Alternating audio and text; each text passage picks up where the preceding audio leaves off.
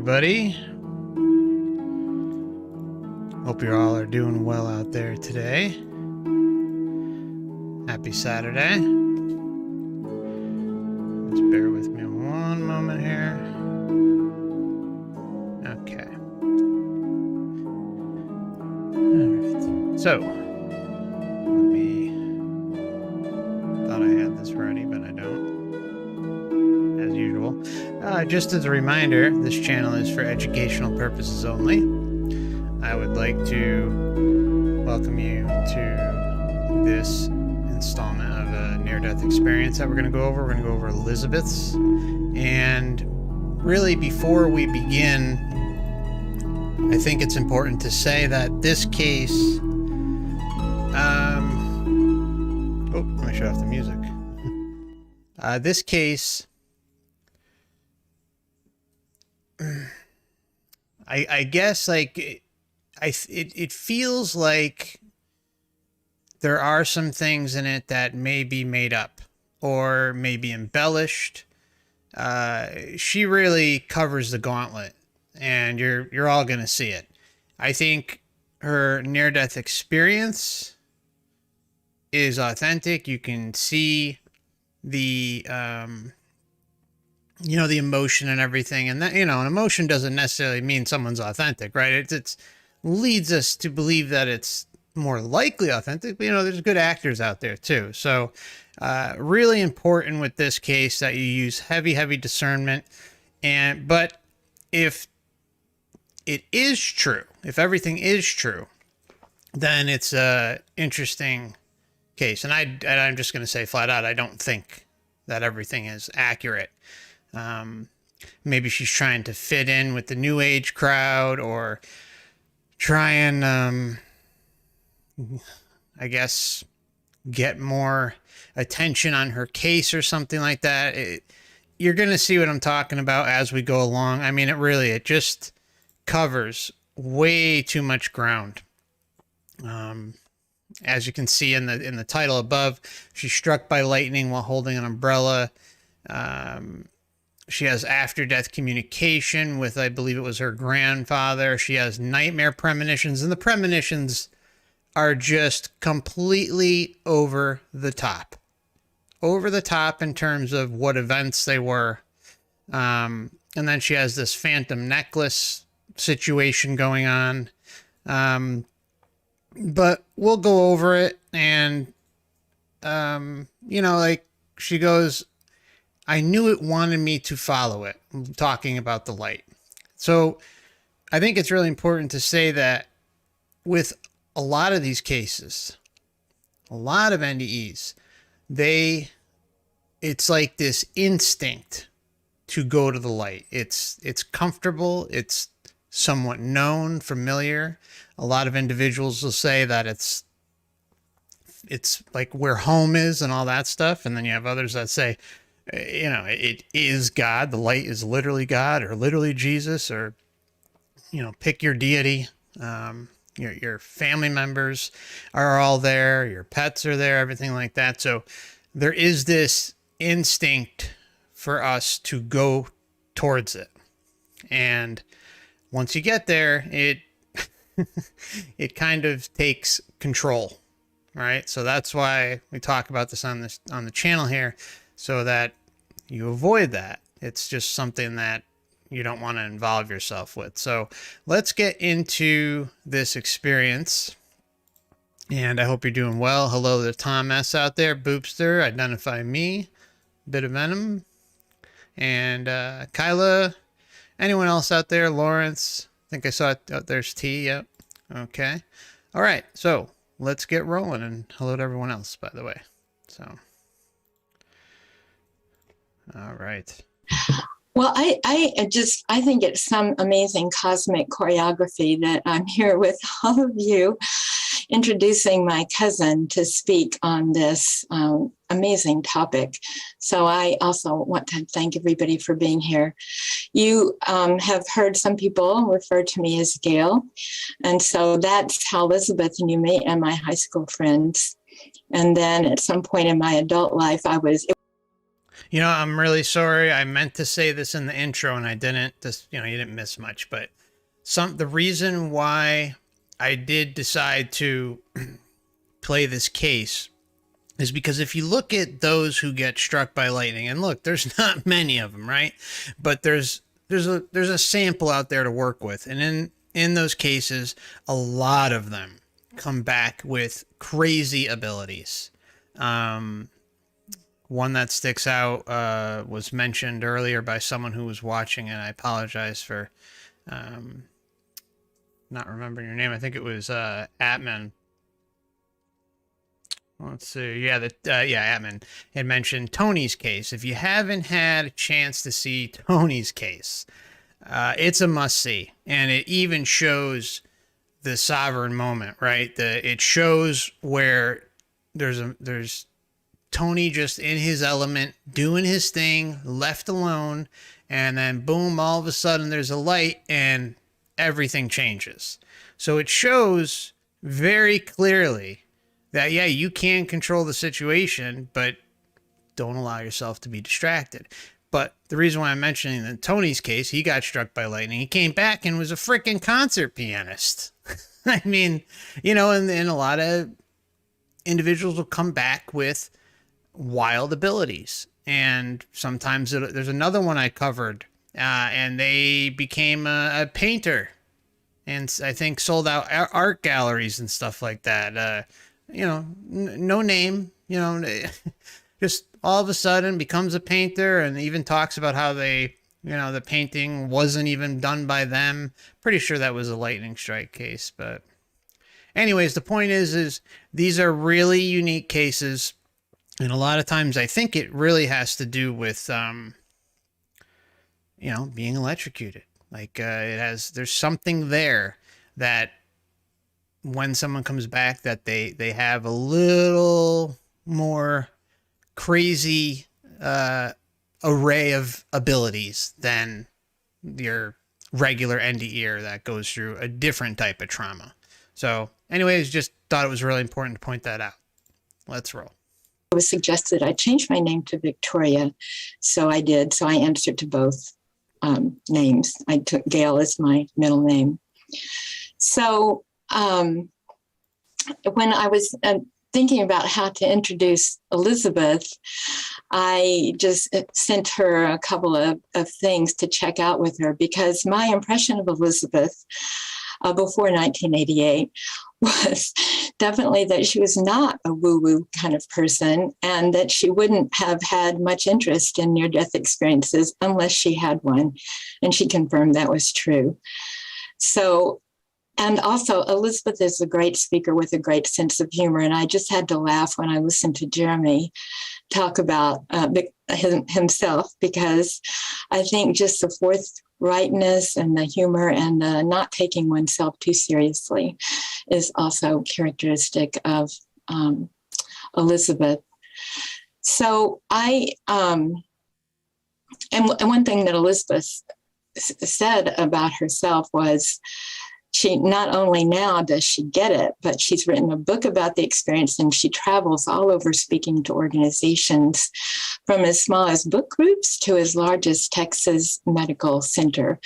So this is, her near-death experience was definitely life-changing.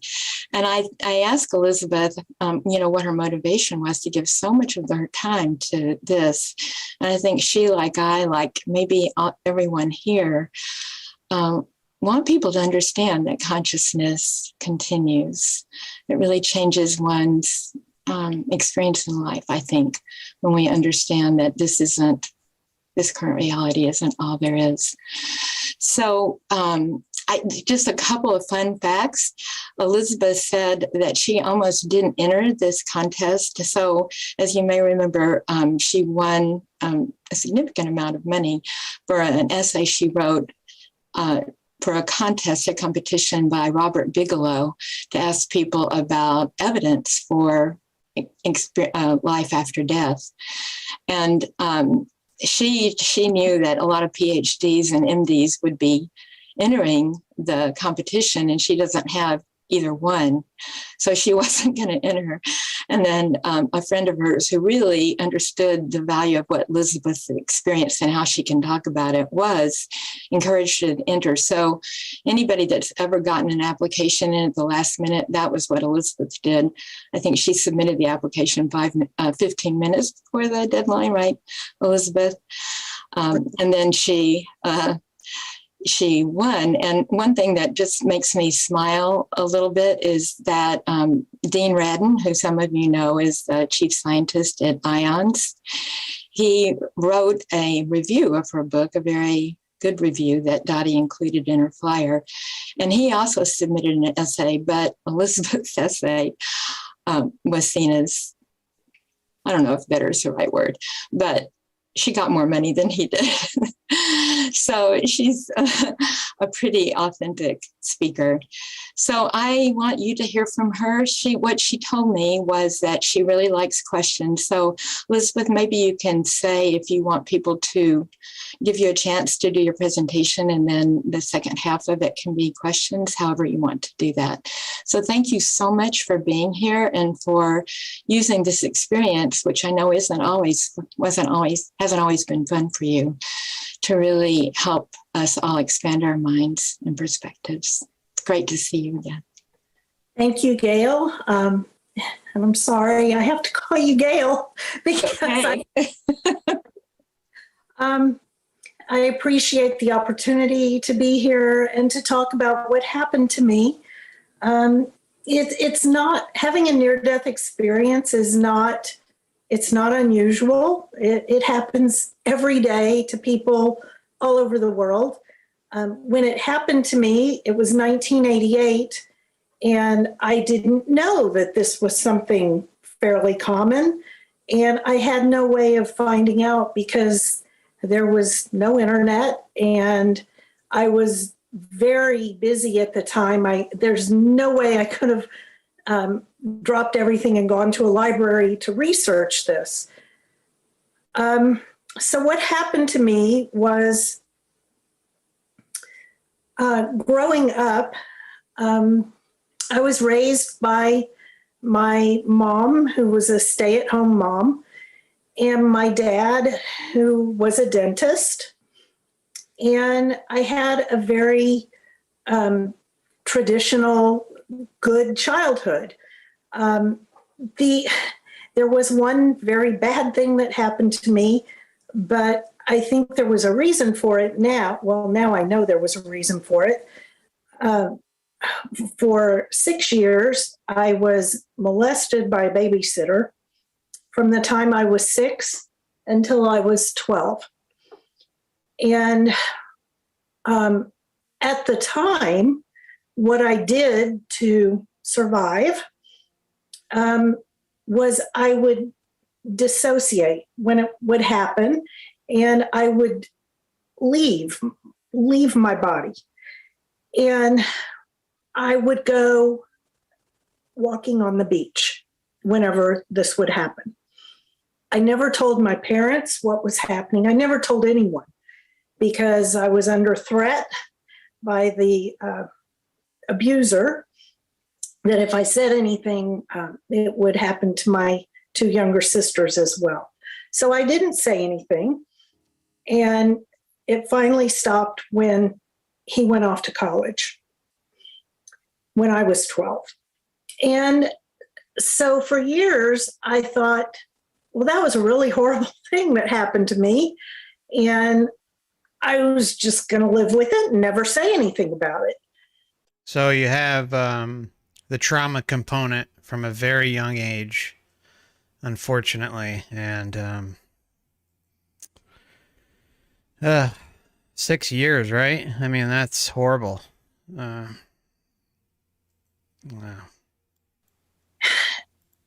I Poor thing. finished growing up. I went off to college. I met my husband, my first husband, in college. Actually, my first day there. And we got married very, very young. I was 19, and we moved. That was in Austin. I went to the University of Texas at Austin, we moved back to Houston, and he went to work, and I went to finish my undergrad degree at the University of Houston. And I finished it, and then I went to law school at the University of Houston. And meanwhile, I was married, and I had had 2 children. Well, when I started law school, I had 1 child, and then I had my second child. And all through my formative years, my grandparents were very prominent in my life. I was very close to all of them. And when my grandfather died, my mom's dad, when he died, I was devastated. That was 1987, and I was 27 years old. And I was having a hard time trying to hold it all together. And a year later, my grandmother died, my mom's mom. And I was a real mess. And in Judaism, the anniversary of the death of someone is memorialized in the Sabbath services. And so it was coming up on 1 year since my grandfather had died, and I wanted to go to services to hear his name read. And that's the first thing that was really out of character for me, because I never went to services. I still never go to services. I was not religious before, and I'm even less religious now. Well, as far as organized religion, that's not me. So I wanted to go to services that night. My entire family was there, my parents, my aunts, uncles, cousins, sisters, everyone. And my husband was out of town on business. So I was going to take my 2 little boys, Jeremy, who's here, and Andy. Jeremy was 4 and Andy was 2. And so I got us all dressed up and ready to go, and we drove over to the synagogue. And as soon as I pulled into the parking lot, there was this clap of thunder, and the skies just opened up, and it was storming. And so I parked the car. We were late for services, actually. And I parked, and I told Jeremy to get out of the car and run to the awning at the entrance to the building, and to wait there until I got there with his brother. And so Jeremy did, and I watched him, and he made it safely to the door. And then I climbed over the seat of the car into the back to get Andy out of his car seat. And I opened the car door, and initially I was going to carry Andy and hold my umbrella. And then I realized it was too windy. I couldn't do it. I got a grip on the umbrella, the shaft of the umbrella, very high up, and I was holding the umbrella down very close to my head. So my ring was touching the metal shaft of the umbrella. And I held Andy's hand with my right hand. And we started walking, and it was pouring. And then I saw there was like some lightning, and I thought, ooh, this is a bad idea. This might not be my best moment. It's pretty stupid. And I consciously thought, just let go of the umbrella. It was very windy. I knew the umbrella would blow away, and I thought, just let go of it. But before I could let go, it was like a static electricity. And later I was told by someone that saw it happen. Okay, so there's just one thing I wanted to point out before we continue. It's interesting that before the lightning hit that she had looked at her ring touching the metal on the umbrella, right? So that's kind of interesting. It's almost like she may have had like a very, very, like some sort of intuitive inner knowing, I guess you can say, with that, right? I mean, make of it what you will, but I just found that part interesting. And I consciously thought, just let go of the umbrella. It was very windy. I knew the umbrella would blow away, and I thought, just let go of it. But before Just let go of it. So something inside of her is telling her, let go. I could let go, it was like a static electricity.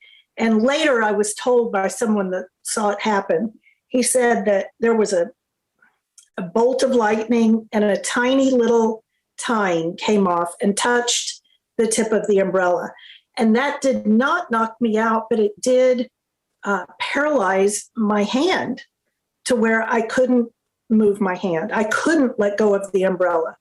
And then a larger bolt hit the tip of the umbrella, and that was it. What that did, what I thought was happening was Andy was screaming, which he was because it had burst his eardrums. He didn't get struck by the lightning, but it burst his eardrums, and he was in a lot of pain, and he was screaming, and my eardrums were burst, but I wasn't aware of that. And I saw that Jeremy was screaming and was running back out toward us into the storm. And he ran over to us and he took his brother's hand and started pulling him toward the building. And so I followed them, and we got to the building and they went inside, and I followed them inside. And there was a man walking by who knew us. He was apparently, services had already begun. He was going back into services from the restroom. And so he came over to see why the boys were screaming. And I could not figure out why he was ignoring me. I mean, this is someone that I knew very well. He knew me, and he was acting like I wasn't even there. And I was wearing a new pair of shoes that day that had been very, very expensive. I've never spent that much on a pair of shoes since. And I thought, it's that had been very, very expensive. I've never spent that much on a pair of shoes since. And I thought, it's storming out there. Where's my umbrella? I knew I had an umbrella. And the man is talking to the boys, trying to figure out what had happened. And I looked out the window in the door and I saw my umbrella, and it was smoking, and it was just a metal skeleton of an umbrella. Damn. And then I saw about 20 feet away from it, there was something on the ground, and I realized it was me, that I was seeing myself on the ground. And the first thing I noticed was the soles of my new shoes were gone and my feet were burned. And I thought, oh. Okay, so I think it's really important. I did some digging on her book, and again, it just needs to be said. I'm going to say flat out that I have not gone over the book, cover to cover, but I have looked at people discussing the book. I mean, I've listened to a couple of her other interviews where she goes over her NDE, and I think it's really, really important to make sure that this is said. So there is a review on her book on Amazon here, and it says, I'm just going to read you the first paragraph. I enjoy reading about near-death experiences and generally find them inspiring. this was an exception, and I found myself doubting much of the narrative. For one thing, she describes the lightning as having blown her shoes clean off, and in another case, she describes her shoes as still being on her feet, but burned. So, as you can tell, in this case, what we heard in this account of it, she's talking about how the shoes were, clean off her feet. Like they blew off her feet. So that's a big detail. And granted, yeah, she had it in 1988, but still, it's there's usually a very solid recollection of what's going on. Now, granted, yeah, she got struck by lightning, and all these things that happen with someone are very traumatic. So memory could be an issue. I'll just finish reading the last sentence in response to a review of her book. The book title is Changed in a Flash: One Woman's Near-Death Experience and Why a Scholar Thinks It's Empowering. Okay, so the last sentence is, I know that it is a small thing, but it is an indication that she may be misremembering some elements of her story, a common phenomenon, and one that makes it especially important for people to write about the experience as soon as possible. She wrote this book several decades later, and that's kind of where I'm at too, right? I mean, it's an experience from 1988. She writes it, I think it was in 2018 the book came out, so we're talking about 30 years later, at least, unless there's been multiple printings of the book. I'm not sure, but from what I gather, I think the first edition was 2018, but I could be wrong. Don't quote me on that. So anyways, I think it's really important that that was put out there.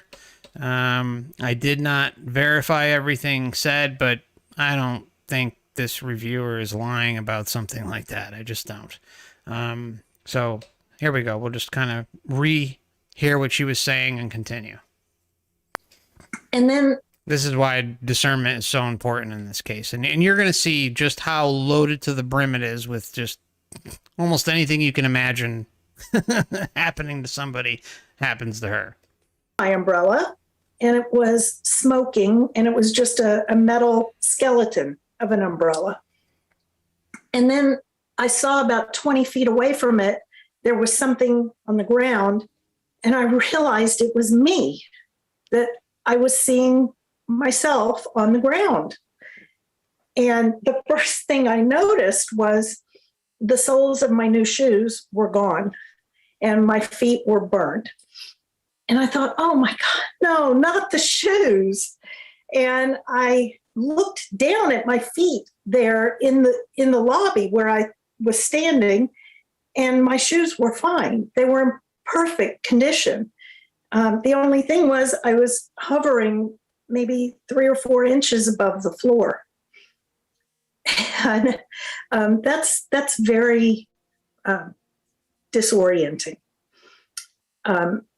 You have to understand that before any of this happened, to say I was a skeptic is laughable. There's not even a word that describes how skeptical I was of things like this. I just knew that when you die, that's it. It's over. And so I was very uneasy, and I thought, well, at this point, the man had gone into services and from the back of the room had stopped the service and asked if there was a doctor. He said, we need a doctor. And this is an enormous synagogue about 2 blocks from the Texas Medical Center. So, I don't know, about 40 men got up and came toward the back of the room. And I figured, well, I'm going to go out there and see what's going on, because I knew that the boys were fine. They were going to be taken care of. I knew my entire family was there. So I just thought, I want to go see what's going on out there. And the next thing I knew, I was out there looking down at my body. And I'm thinking, get up. What are you doing? Get up. And it took a second, but then I realized, well, shit, I'm not getting up because I'm dead. I'm dead down there. And so I thought, well, okay, I'm just going to look into what all this is about.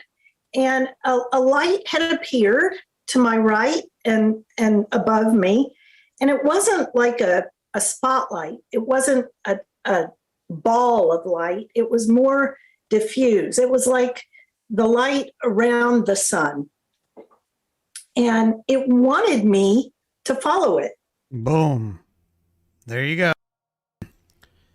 It wanted me to follow it. So I'm just going to back it up just a minute. Dead. I'm dead down there. And so I thought, well, okay, I'm just going to look into what all this is about. And a light had appeared to my right and above me. And it wasn't like a spotlight. It wasn't a ball of light. It was more diffuse. It was like the light around the sun. And it wanted me to follow it. I knew it wanted me to follow it. I knew it wanted me to follow it. See, this is what we were talking about at the beginning of the stream, right? In the introduction, it's very common for this type of thing to occur. It's like like a magnet. It's very appealing. It's almost like it's a program. It really is, and it's basically dangling the carrot in front of you and say, "Hey, come to me, come to me." And if you go towards it, or if you go hurling down the tunnel, if you're experiencing the tunnel, or if you're in the void and the light is in the distance, whatever the case may be, don't go towards it. Make sure you're not going to allow yourself to interact with that, because once you get there, all hell breaks loose. No pun intended, but, well, maybe pun intended, but it's very easy for us to get lost in the sauce when tangoing with that light. It's just too much. So I did. And it led me to what I call the garden. And garden does not do it justice.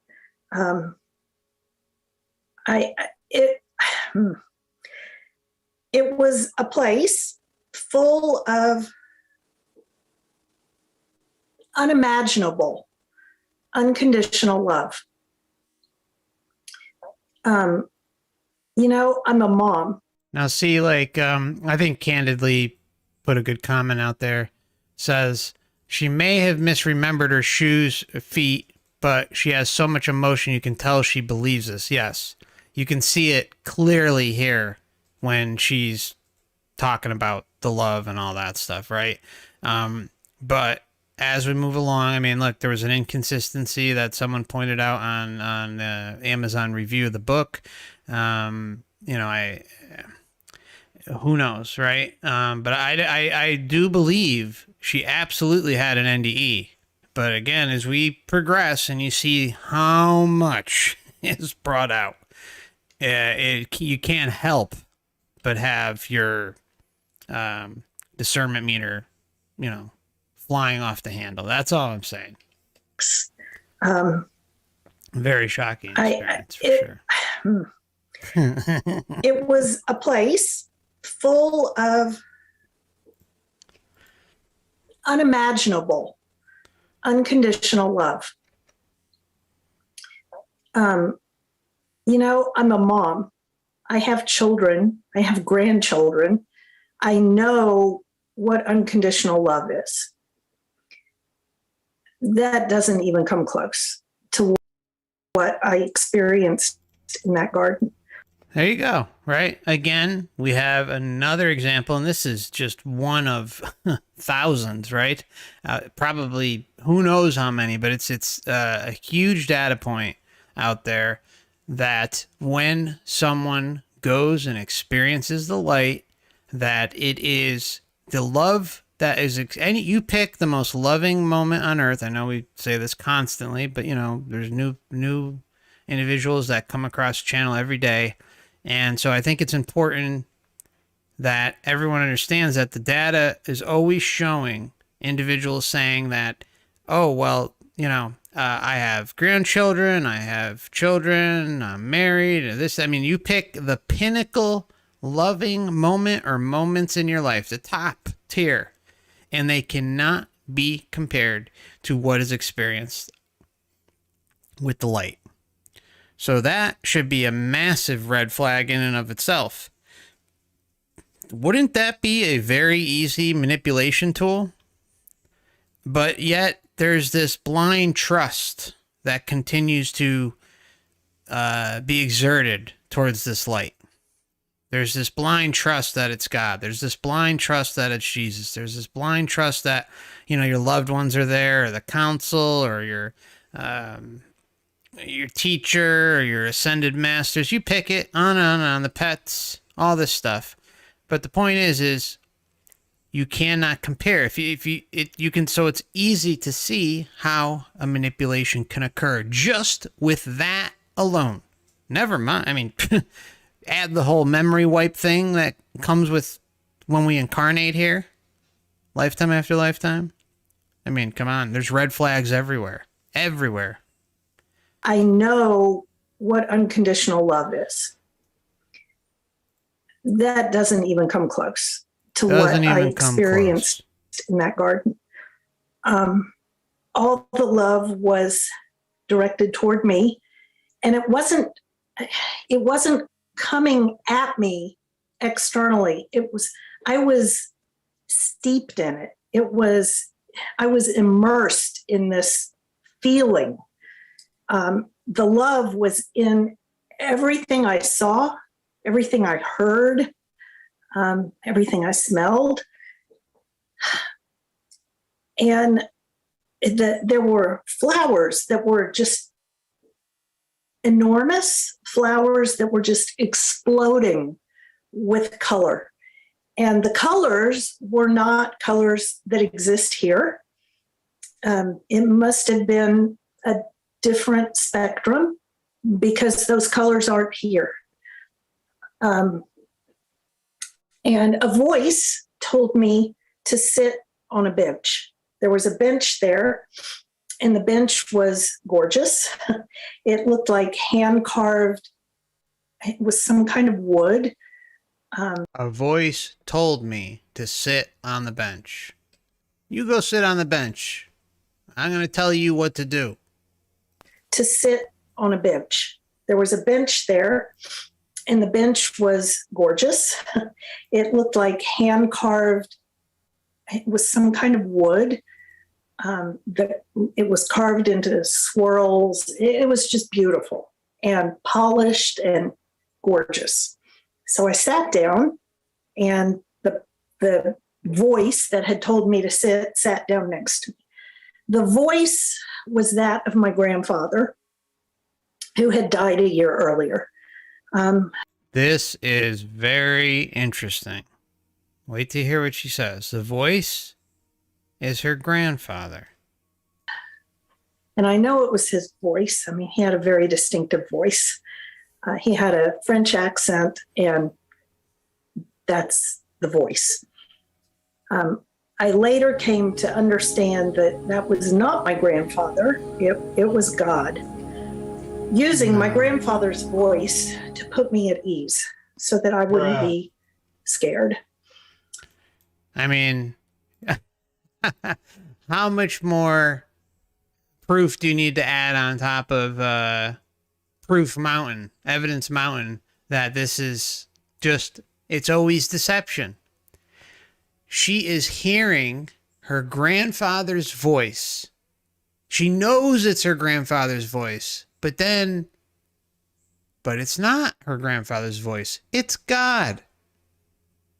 It's the Matrix running, Deception 101 on her.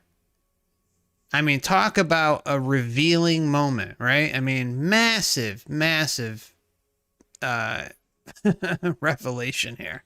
So distinctive voice. He had a French accent, and that's the voice. I later came to understand that that was not my grandfather. It was God using my grandfather's voice to put me at ease so that I wouldn't be scared. And I proceeded to sit there and have a conversation telepathically with this being for 2 weeks. Now, this is really interesting. She starts talking about how she was able to compare time back on Earth. I mean, this is honestly, I can't recall anything like it. I mean, a lot of individuals will guess, and you'll see what I'm saying. I mean, this is really like, wow. if who knows? Well, you'll see. Scared. And I proceeded to sit there and have a conversation telepathically with this being for 2 weeks. I know that it was 2 weeks because there was a sort of a calendar there.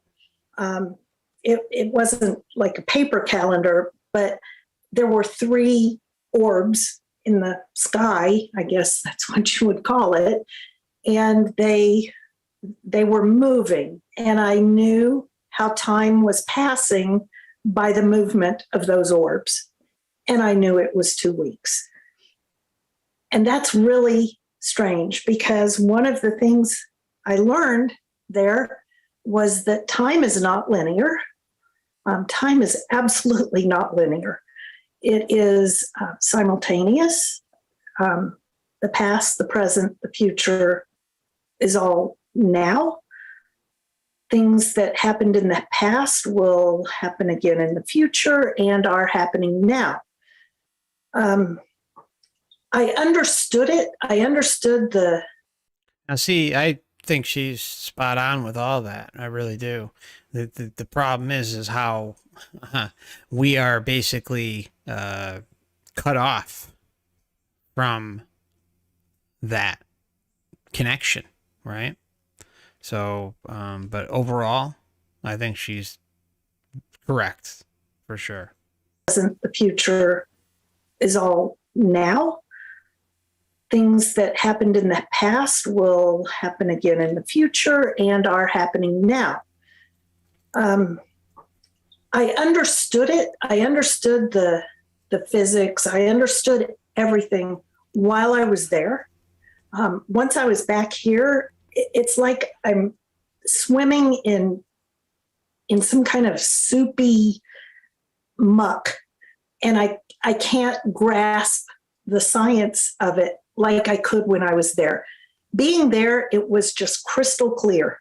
I understood it. It was like an instant download of information. There's the red flag. It's always there.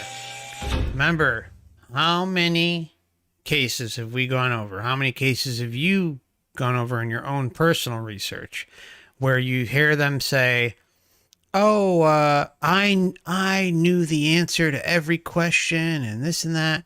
But then when you really start digging into what they're actually saying, they're always saying, I was given the information, or I was able to access the information through like a being or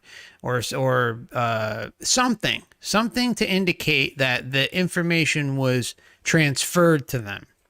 It wasn't this massive, I have every answer to every question and this and that. And I mean, you never hear about individuals and where they came from before entering the Earth system, right? Or before entering the astral system or the overall matrix system. You never hear about that, do you? And if that doesn't throw red flags at you, I don't know what will. All right. I mean, it should be a massive, massive red flag for all of us. And they're not all knowing. They're just not. That's the bottom line. No matter how many of the researchers out there want to say that they do, or how many NDEers want to say that they are, it's just not the case. Grasp the science of it like I could when I was there. Being there, it was just crystal clear. I understood it.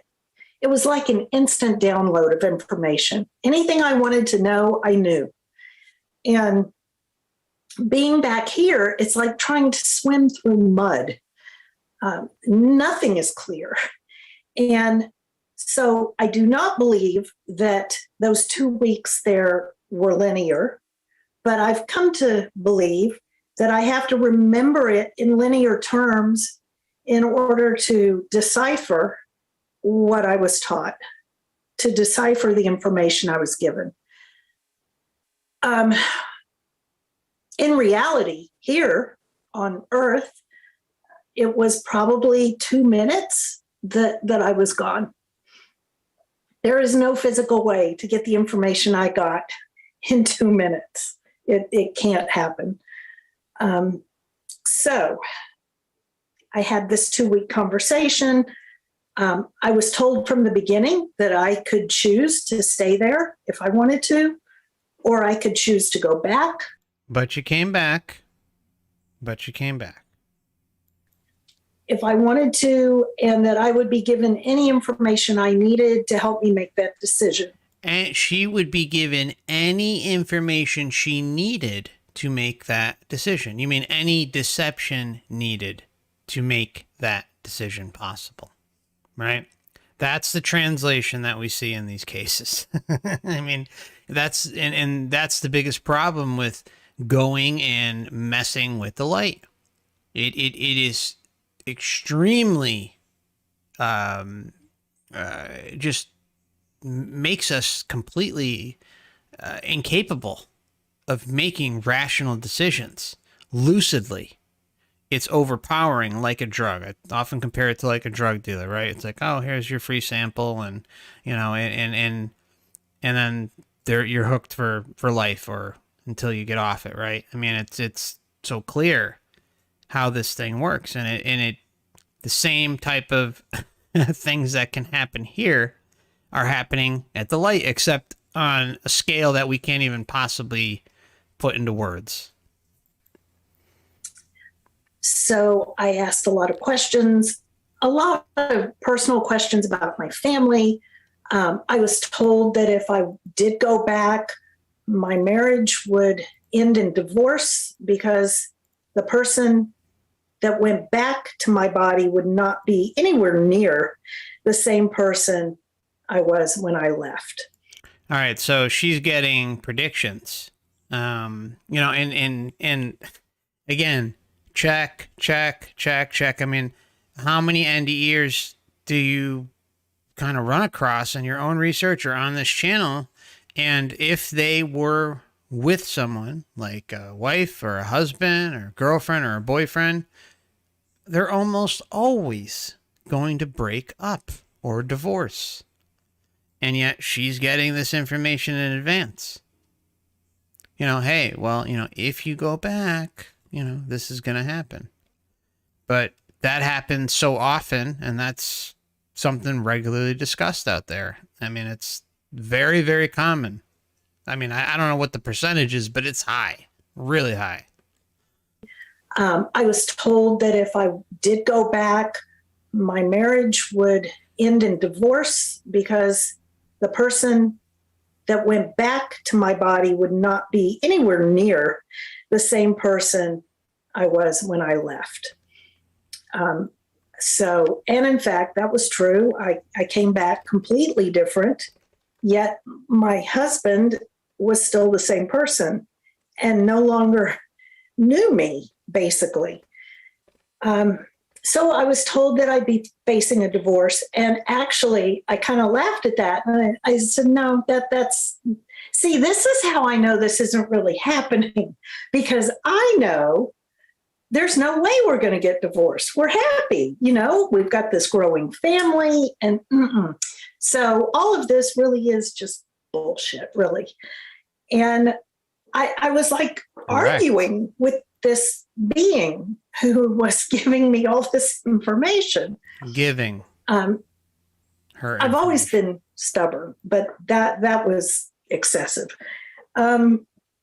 So I was told about the divorce. I was told that if I decided to come back, I would have a third child, and it would be a girl. And that did happen. I was also given information about the next presidential election, and I was given information about the upcoming Super Bowl. All right. So, all right. I mean, look.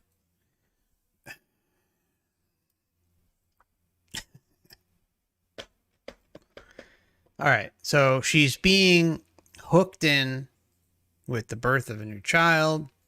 Of course, she's a mom, like Joshua pointed out. I mean, that's the hook, right? I mean, they're always going to try and get you in some way, whether it's your children, your parents, could be even be a pet, wife, husband, girlfriend, boy, and on and on and on, right? I mean, they will come at you 6 ways to Sunday until they zone in on the right thing that gets you. But then we're kind of going a step further, and she kind of just goes, oh, well, I was able to predict the presidential election, or I was given the results of the presidential election and the Super Bowl winner. And this is just the beginning of a long line of incredible predictions or predictions that will come out throughout the course of this video.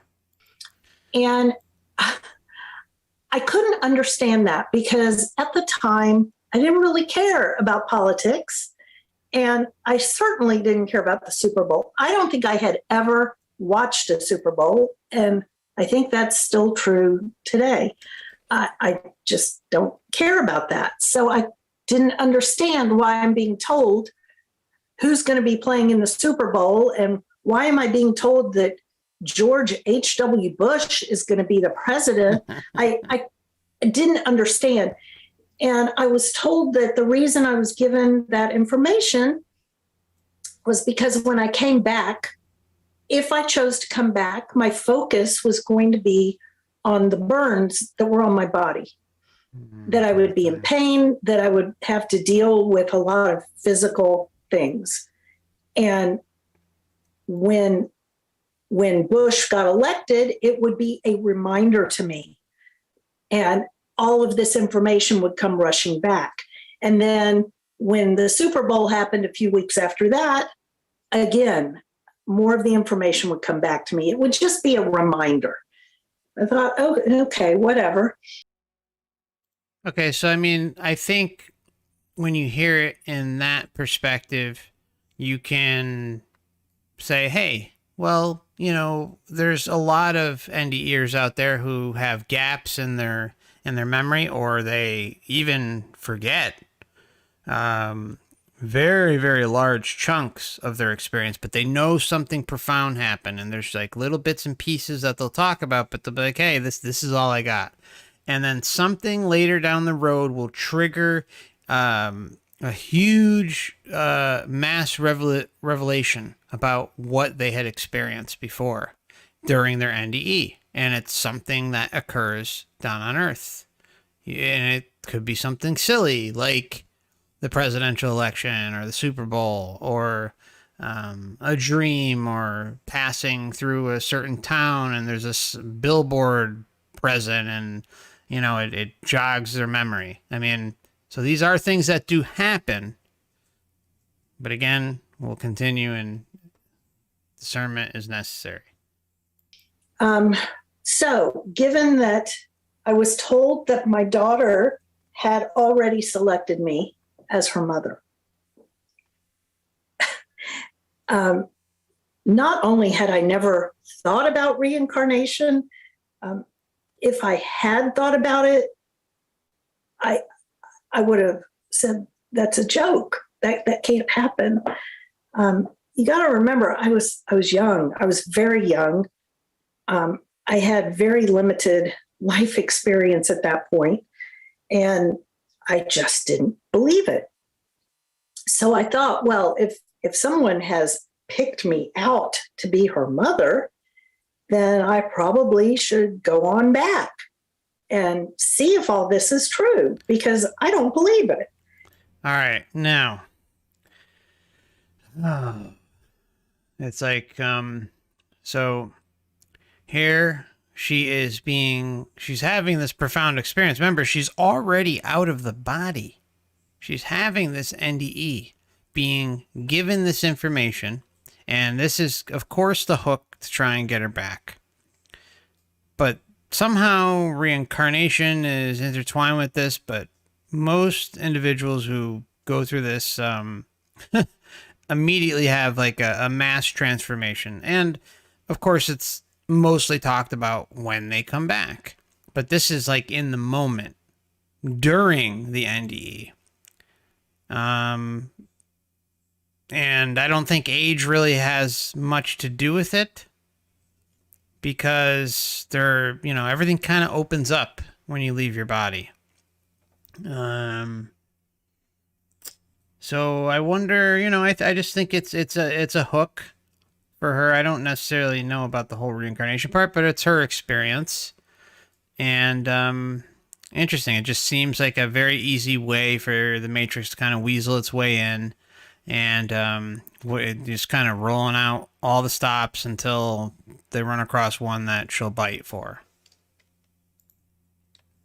And I also thought, and if there's going to be a divorce, I need to be the one to raise the boys. I did not want my ex-husband raising them.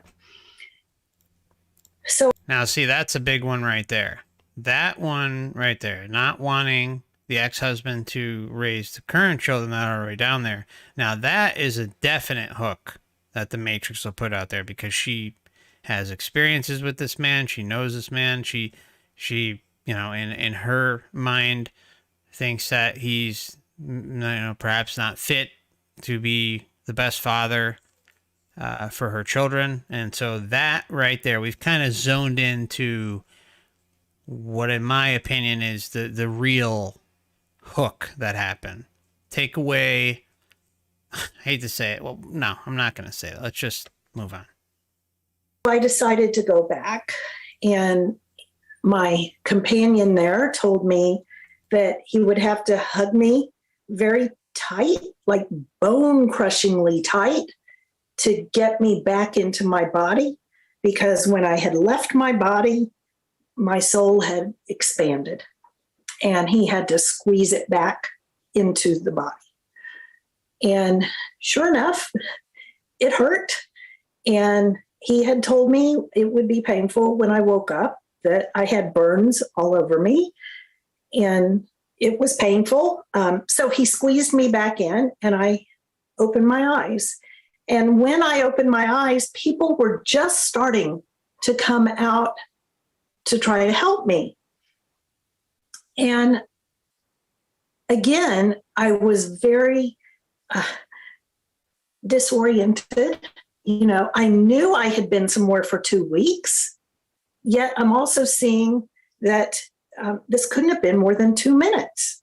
So what is going on? So they helped me into the synagogue, and actually one of the doctors there was a specialist in lightning strike victims. He. All right. So did you hear that? Did you hear that? I mean, this is, again, just typical of NDEs, that the right person in the right moment is there to aid in the victim's trauma. I mean, it's just, listen, what the fuck? That this couldn't have been more than 2 minutes. So what is going on? So they helped me into the synagogue, and actually one of the doctors there was a specialist in lightning strike victims. The doctor was a specialist in lightning strike victims, and he just happened to be there. Are you kidding me? I mean, there's always a doctor or a nurse or some sort of specialist available. I mean, it never ceases to amaze me how often these things appear. That's the Matrix life script for you, up front and center. Simulation working overload. He was a neurologist that worked at the Texas Medical Center, and he was a whitewater rafter, and he had seen people get struck by lightning and had helped them. So he was like their resident expert on electrocution. And he just happened to be there. And, it's really amazing how the universe puts exactly the person you need in the place that you need them when you need them. He was able to, check me out. I was having a really hard time keeping my eyes open. I was very tired, and my arm and my hand were stuck like I was holding an umbrella. And he told me the name of that. It's a medical term. It's a paralysis that happens when you're electrocuted. And he said that would go away in several hours. And it did. It took about 6 hours. And then I was able to move my hand again.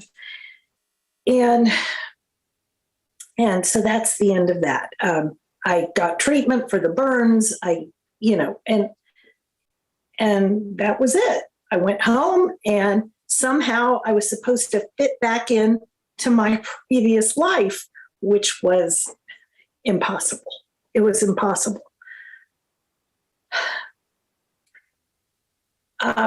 Things started happening to me. Like I said, there was no way for me to research what had happened. I honestly thought I had lost my mind, that I was crazy, because if anyone had told me that, I would have said, "You're crazy." So I diagnosed myself as crazy. I'm still laughing about the lightning strike expert. Oh shit. Oh, you got it. This place is so bonkers. It's such a clown show. So I diagnosed myself as crazy. And the only good thing that I thought came out of it was that I survived because of the childhood abuse I had suffered, because I knew how to leave my body and I knew how to come back. I had had a lot of practice with that, and I still believe that is why I was able to do it, because I knew how. A lot of people, when I speak all over the place, and when that's usually one of the questions that I get is, aren't you just trying to give a reason for the, aren't you excusing the abuse? Well, no, I'm not. The man who was a boy that did this spent a long time in prison. He is a registered sex offender. And I think I don't want to say he did me a favor, but it allowed me to learn a technique that worked for me. Okay, so, serious moment here. This is the twisted part of the Matrix, right? Extremely twisted and just vile and gut-wrenching, right? I mean, she's speaking truth, because just like what I was talking about with Robert, he and I were openly discussing how trauma does open the doors to questioning your reality, to being able to think outside the box, or in her case, you know, be able to protect herself by going outside the body. So these things are very real and truthful, but they're twisted and demented and totally screwed up at the same time. Now, I'm telling you, I know we talked about with Robert last weekend that, you know, the bulk of us who look into truth or you know, dive deep down the spiritual rabbit hole, we're gonna be more open to things because of our paths, right? Because of things that we've been through. And in Elizabeth's case, it's no exception. The only thing is that she's kind of fallen into the prepackaged matrix narratives that are out there and ready to suck her back in. And anyone who takes this journey is going to go through that. Anyone.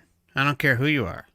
Nobody is born awake and has the ultimate perception about what this place is, how it functions, what's, you know, it's just, and if they claim that, I don't believe it. I just don't. I mean, I think there are some that may be fortunate to be born into families that are awakened and have a leg up. But I think that's rare, very rare. But my hope is that, you know, even with this channel, that there are, you know, mothers and fathers out there that will be able to talk to their children honestly and openly about things like this when the time is right. Remember, children need to be children, right? But at the same time, you want to set them up for success. You want to set them up for being able to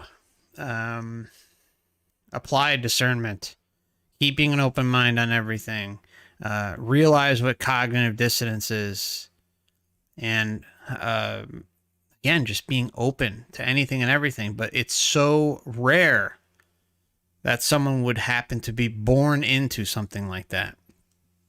And even then, you're going to have all the outside distractions. I mean, are you going to homeschool your child or your children? Are you going to be able to do that and be able to, you know, set them up in a certain way? But if they go to a regular public school or even a private school, they're still going to be subjected to all the BS, right? I know I kind of went off a little bit here, but you know, parents out there or anyone out there really who hasn't had a chance to see it yet, please check out my early childhood development video. It's available on Odyssey, Rumble, and YouTube. And it shows how just the way the human body is designed and the brain waves and how it breaks down by certain age groups and how we progress and how we're susceptible to mind control along the way, how that is used against us.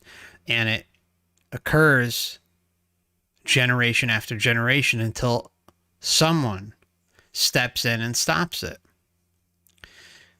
But it runs deep, and this is why things are so screwed up. I mean, I think that really is the answer.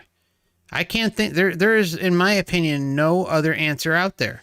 If you have it, there's the reason why this round. I'm sorry, I'm just going to go off a little bit more on this, but the reason why things can't change and will not change collectively is because the matrix won't allow it. It'll just reset the damn realm. But let's just go with the obvious one, right? It's early childhood development and intergenerational indoctrination. That is everything. I don't care what anyone says. They can throw everything at you. But if you want to make serious changes within your family unit, that's where it starts. That's where it starts. And a lot of good could come from it.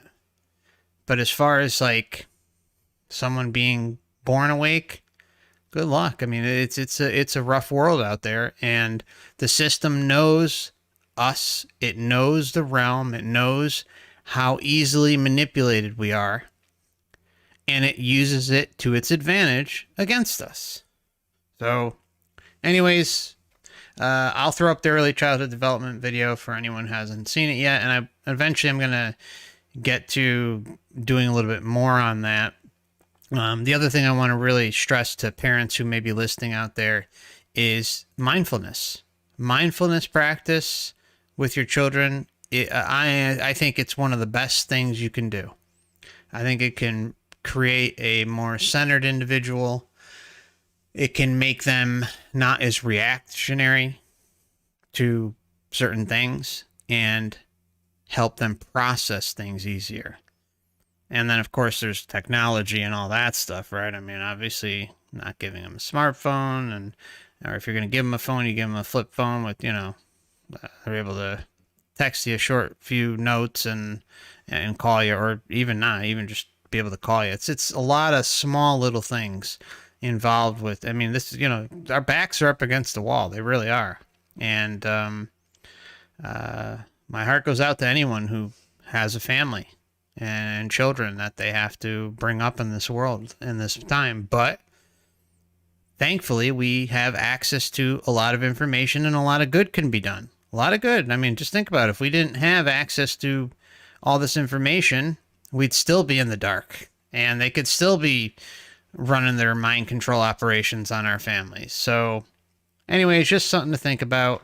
I'll drop the links in on all the platforms, and I just want to say hello to Odyssey and Rumble and Twitch as well. So I hope you're all doing well out there. Let's keep going. But it allowed me to learn a technique that worked for me, that I feel allowed me to survive. So I was back. I was pretty much bedridden for about 3 months because of the burns on my feet. And after about 3 months, I started realizing that strange things were happening to me. There were differences that from the person I was before. For example, whenever somebody mentioned a day of the week, I would see a color. I've since been diagnosed with something called synesthesia, which is where your senses get crossed. I don't know if that is from being electrocuted or from having a near-death experience. And I guess it doesn't really matter. I think it's from the near-death experience because it's fairly common among people that have near-death experiences, even people that are not electrocuted. So I started having this synesthesia, and I started having very strange dreams. The first strange dream I had was shortly after my near-death experience. I had a dream one night about the death of a woman whom I didn't know, but I knew of. And I don't know, I couldn't understand why I had that dream. She died. She was elderly. She was sick. And I didn't really know her. I just knew of her. And I knew someone that knew her pretty well. So I thought, okay, so the next day I thought, I'm going to go find out if that happened. And I really hope it did, because I really don't want to go around thinking I'm crazy. So I went to a pharmacy where the pharmacist working there was someone that I knew this woman. And I went in and went back to the pharmacy, and he was there. The pharmacist was working, and we said hi to each other. And he said, I have had a really bad day. And I said, why? And he said, one of my longtime customers died last night. I said, who? And he told me, and I couldn't get out of there fast enough. I thought I was going to faint. It was the woman who I'd had the dream about. And I ran back to my car and I sat there for a long time trying to process the fact that somehow I had known about this before it happened or while it was happening. Why would I have known about this? And that started the nightmares. I started having these precognitive nightmares about things. The next one I had was in 1989. It was a San Francisco earthquake. And these nightmares are always tragedies. You know, I never dream about lottery numbers or anything like that. It's always a plane crash or a tsunami or, okay, so this was an earthquake. And Okay, so we're going into the earthquake territory. You know, and we have cousins that live in San Francisco, well, in the area. And in fact, it's Gail's sister and her family. And I wanted to warn them to get out. There was going to be a big earthquake. It was going to be really bad. But I didn't want to call and tell them because I didn't want them to think I was crazy. So I told my mom, you've got to call Myra. You've got to tell her they need to get out of there.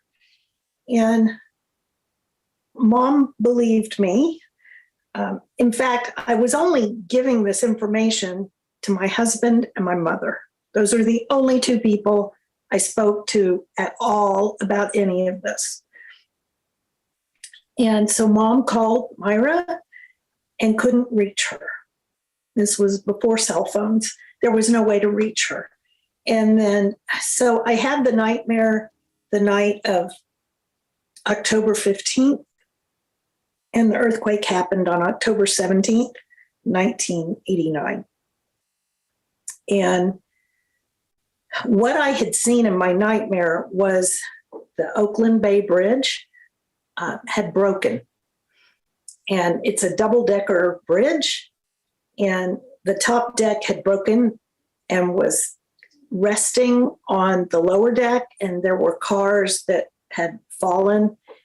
And what I saw in my nightmare was a police officer looking over the edge at a car. I think it was a red car that was down there.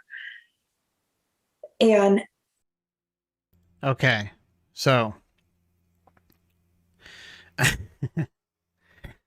I've just got to say, I mean, I'm not gonna sit here and proclaim that, you know, I can definitively say this, but I remember looking at footage from this event,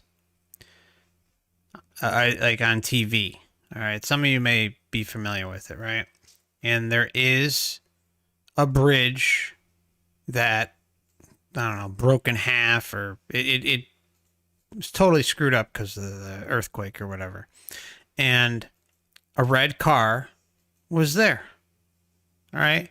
So theoretically, we're talking about something, at least, I mean, I didn't go looking and to confirm this, and some of you may want to go look for yourselves and see if this is in fact true. But I mean, there were other cars too. There's mainstream news footage of this. All right. And I could have swore there was a red car there. So this is something that could easily be obtained by watching the news. All right. And it's as much as I want to give the benefit of the doubt, it's just like one thing after another, you know, and we're still going with this, right? It's one thing after another. That's just like check. It just keeps coming. And you know what? Everything may be legit for all we know. We have no clue. We didn't live through her experience, but it does seem to go over the top.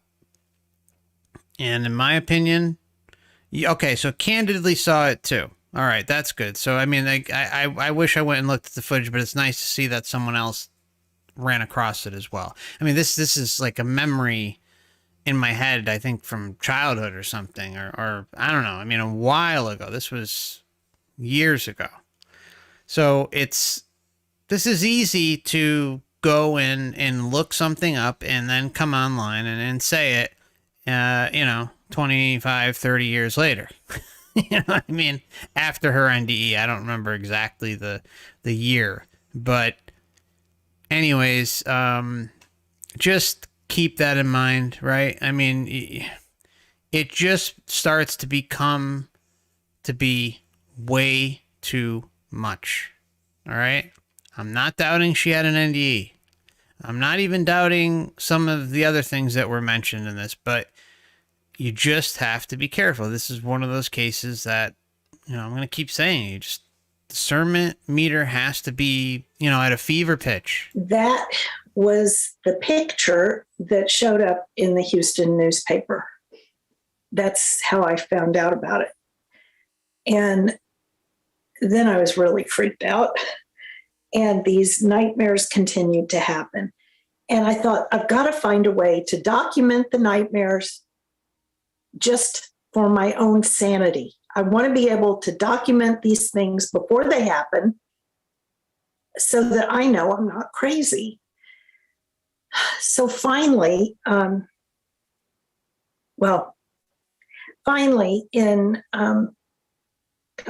2009, in 2008, I started emailing myself. I would wake up from one of these nightmares and I would email myself with all the details that I remembered from the nightmare. So it was. Where are the emails? Show the emails. Hey guys, guess what? I predicted that the world would be locked down, and I sent emails to myself, in 2018. Where are the emails? I mean, again, I didn't go through the book, but I mean, well, let's see them. Let's get a little evidence. Let's if this is just a regular NDE that comes out and maybe, some paranormal stuff that comes along with the show afterwards and or some after death communication, a little bit of something here and there, okay, that's cool. Right. But let's see some evidence. Like here, you're talking about evidence. I want to see it. That's just me though. I started emailing myself. I would wake up from one of these nightmares and I would email myself with all the details that I remembered from the nightmare. So it was date and time stamped, the email was. And then if it happened, I had proof that I knew about it before it happened. So in 2009, I had already started doing these emails. This one was particularly strange. I had gotten divorced and I was remarried. And in 2009, my current husband and I had gone to Jerusalem because my son, Andy, who was the 2-year-old whose hand I was holding when I was struck by lightning, he was in Jerusalem about to be ordained as an Orthodox rabbi. And he and I really butted heads about that. And we still do, because I'm not religious and he is ultra religious. So anyway, he was being ordained. And so my husband and I had gone to Jerusalem for the ordination. And we were in our hotel room and we had taken our laptop with us and laid down to take a nap. And a few minutes later, I had one of these nightmares and I woke up and immediately started sending myself an email on the laptop. And Matt, my husband, woke up and said, "Well, what are you doing? Did you have a nightmare?" And I said, "Yes." And he said, "Well, tell me about it." So I finished the email and I told him, I said, it was really strange because nobody died. It's like a miracle. Nobody died. this plane went down and it like landed. It didn't crash, but it landed on water. And all I Can anyone guess this one? Okay, drum roll. This one, I mean, I these are all mega mainstream events. And we're not even done yet. Not even done. Anyone? Drum roll. I wish I had a drum roll effect. I probably do somewhere. We all, yeah. The plane landed. Yeah, in the Hudson, that thing. Come on. see is people standing on the wings in the water. And he said, well, you may miss on this one because planes don't float. And, you know, it floats like a rock, is what he said. And I said, I know, but that's what I saw.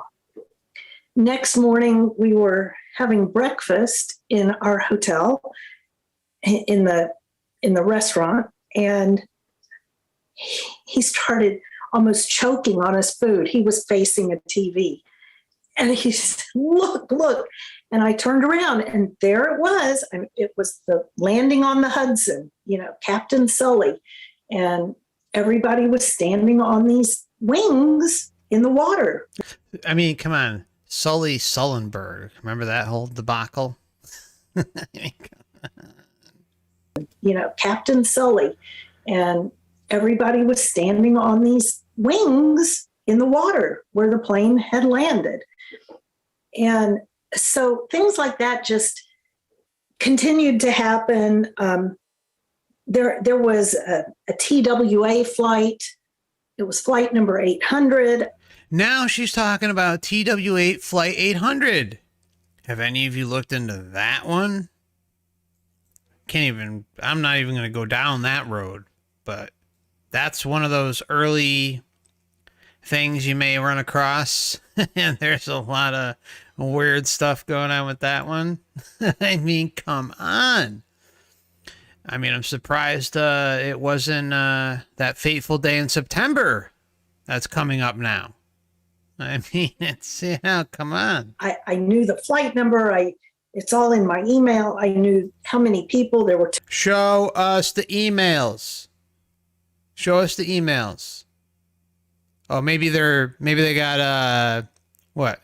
Hillary Clinton's 33,000 emails. You know, bleach bit, right? Did she happen to go through that? I mean, I'm sorry. I'm sorry. I mean, it's too much. It starts to become way too much. The flight number, it's all in my email. I knew how many people. There were 230 people on board. I knew it had crashed in water on board. The flight number, it's all in my email. I knew how many people. There were 230 people on board. 230. I knew it had crashed in water. I thought it was World Airways because nightmare, all I saw was WA on the fuselage of the plane. It was broken, and that's all I saw, but it was TWA. So sometimes I get a lot of detail, and anyway, it's not pleasant. There's not really anything I can do about it. I mean, I can't exactly call the FAA and say this plane is going to crash for a couple of reasons. Number one, they'd be knocking on my door saying, what did you do to that plane? But also, more importantly, it doesn't always happen because people have free will. And so maybe the mechanic found the loose screw and tightened it before the plane took off, and then it didn't crash. Or, okay, well, I won't say anything. So I don't really know what to do with that. When I wrote my book, I think getting the story out and speaking to organizations and talking to people is what I'm supposed to be doing. And I think the universe isn't having to get my attention so much anymore. Okay, so this is something that does pop up, right? I mean, you hear over and over again how, these individuals who have an NDE or come back, and how they're trying to find their purpose. They're trying to figure out what their purpose is, and maybe they'll try this or try that, and keep weaving in and out of all sorts of different things in an effort to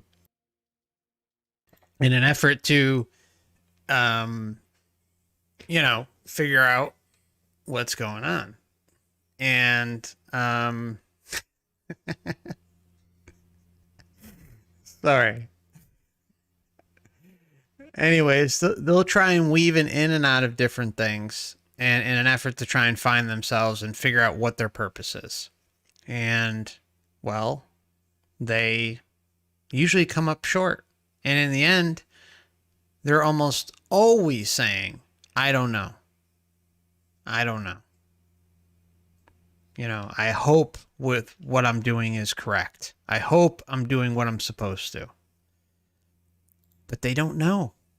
But yet they always come back, like, for a purpose, right? They're always supposed to be coming back and doing something. But they don't know what it is. That should be a big red flag in and of itself for every individual, not just us, but every individual who's had a near-death experience. You come back and, like, you're blindsided. What good is that?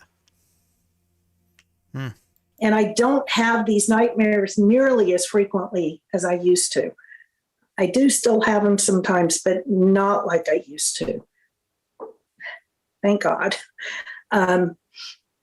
There was one time, it's kind of an ethical question. But one time I knew someone that was going to be on a plane that I had a nightmare about, and was one of my cousins. And I didn't know whether I should tell him that this was going to happen. And I ended up telling him. And he was a very nervous flyer to begin with. That didn't help. And he had to get back to where he was going. He had to go. And I kept saying, but you're not going to make it. You can't do this. Don't do it. So he took some medication to calm himself down, and he got on the plane.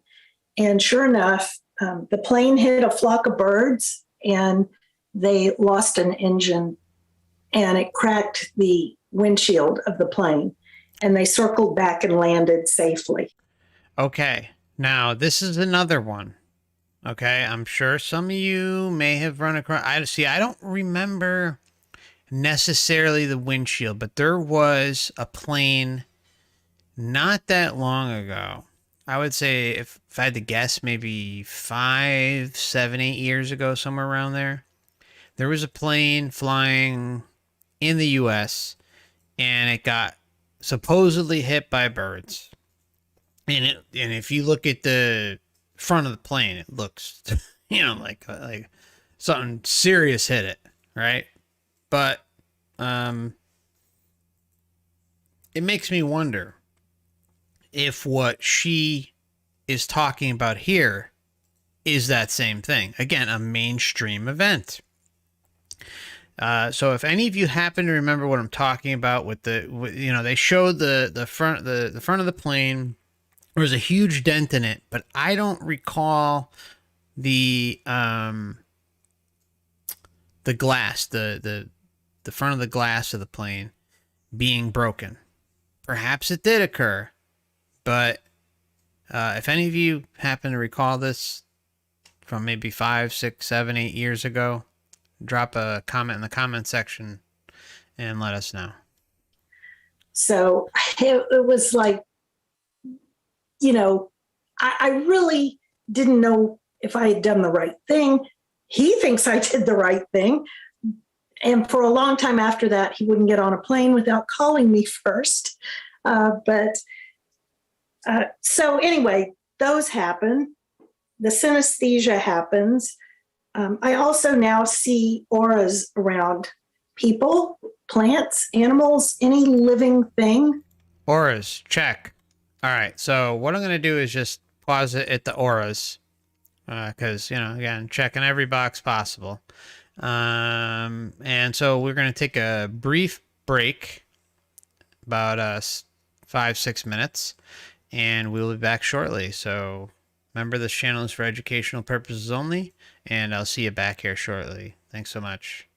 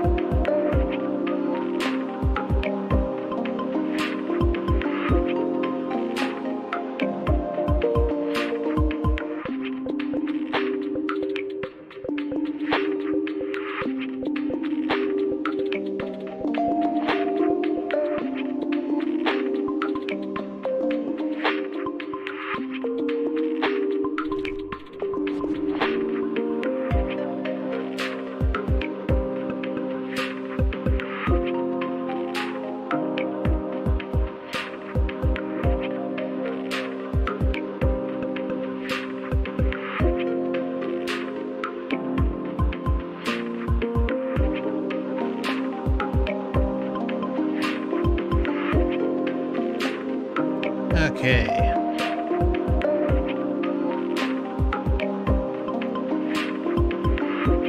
Welcome back, my friends.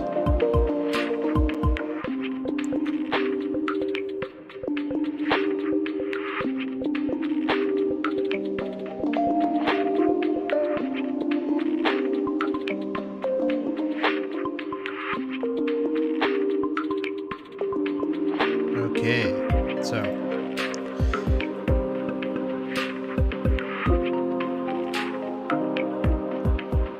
trying to figure out how to stop. There we go. Just trying to figure out how to stop the music. Okay, so just as a reminder, this channel is for educational purposes only, and I want to welcome you back. So before we continue, wanted to just let anyone who's a member know that tomorrow, February 26th at 7 p.m. Eastern Standard Time, is the members live stream on Odyssey and YouTube. So a link will appear and be posted on both platforms sometime tomorrow afternoon, but 7 p.m. is the scheduled start time. And so just wanted to put that out there. Also wanted to give a big thank you to PKOSB, such a good friend of the channel and a member for 16 months. She says, "Hi FC in chat, hope everyone is doing great." Doing well, thank you so much, and I appreciate you. I want to welcome Terry to the Last Timers Club. Welcome aboard, great to have you. Looks like you have a Pitbull in your avatar there. I had a pit bull for a while myself, if it is a pit. Looks like one. Maybe a pit boxer mix, I don't know. Anyways, thank you so much for your support. I appreciate you. And Atman, welcome to the Last Timers Club as well. Thank you so much. I appreciate you. And just as a reminder, I do have 2 YouTube backup channels. They are there as a precautionary measure in case something should ever happen here. But along with this channel and those 2, you may want to subscribe and hit the bell for all notifications. I usually stream every weekend, so you're not going to get incessant notifications that are going to bug you.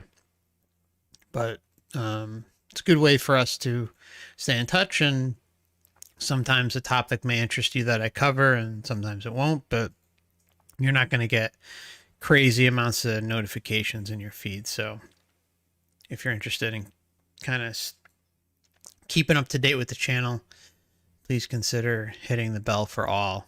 And let's see, I also have Odyssey, like I mentioned, and I'm going to be spending more time on Odyssey throughout this year and obviously moving forward due to some changes that are going on here on this platform. So if you're interested, feel free to sign up there. And I'm also on Rumble. And yeah, I mean, it's just kind of like things are changing here. They're always changing and they get old after a while. As much as I love YouTube and the features that they have, the platform, the reach, there's no better way to get the word out about the Soul Trap than through here. But at the same time, there's a lot of seekers on all these other platforms too, and they provide a great way to spread the word there. So so feel free to check out the channel there. There are links available in the description. Both are completely free, don't cost anything, and they're good. They have got mobile apps, and they're improving. My preference personally is Odyssey, but Rumble's also good. Odyssey has shown consistently that they're willing to invest money in their platform, unlike something like BitChute that's been around forever and doesn't even have live streaming yet. And sometimes you can't even upload a video there. I mean, I don't even do anything on that platform. So they've proven themselves to be a complete waste. But you can find alternative information, right? So that's a good thing if you're not looking for soul trap stuff. I have a Twitter and an Instagram as well. So if you're on either of those and you'd like to sign up, there are also, again, all the descriptions for everything I'm talking about is in the description tab. I'm sorry, all the platforms I'm talking about are in the description tab. And on Twitter and Instagram, usually what I'll do is post a meme here and there. That usually is NDE or Soul Trap related. And then I'll also provide usually at least 1 hour notification in advance about when I'm going to be going live on all the platforms. So feel free to check that out. And I see Twitch, if you're interested in truth in gaming, I do that on that platform as well. And then the last thing is I have an email list. And that's a good way for us to stay in touch. That's something that, like they can't shut down or anything like that. So feel free to sign up for the email list. To date, I've had it for, I don't know, many months, probably 6 months now, if I had to guess. And I haven't sent anything out, but it's just kind of there. And as things kind of develop, especially, I know I've been talking about the website a lot over the last year or so, but that is going to happen this year, no matter what. And if you'd like updates on the future website, feel free to check it out. So I'm going to drop the email list here if you're interested. And let's move on to the experience. And I appreciate your patience and hearing me out. And and obviously one last thing, if you're interested in supporting the channel, there are memberships available on Odyssey and Rumble. I'm sorry, Odyssey and YouTube, not Rumble. And there's a backlog of member content available. And feel free to check that out. And I just saw Lawrence sent out a super chat. Thanks so much. Lauren says, I did a look inside for her book on Amazon, and in the index under email, an entry says lost metadata for most of Elizabeth's page 296. So lost emails. Okay. Yeah. I haven't, like I said earlier, I haven't gone through the book. So, very, very loosely, but,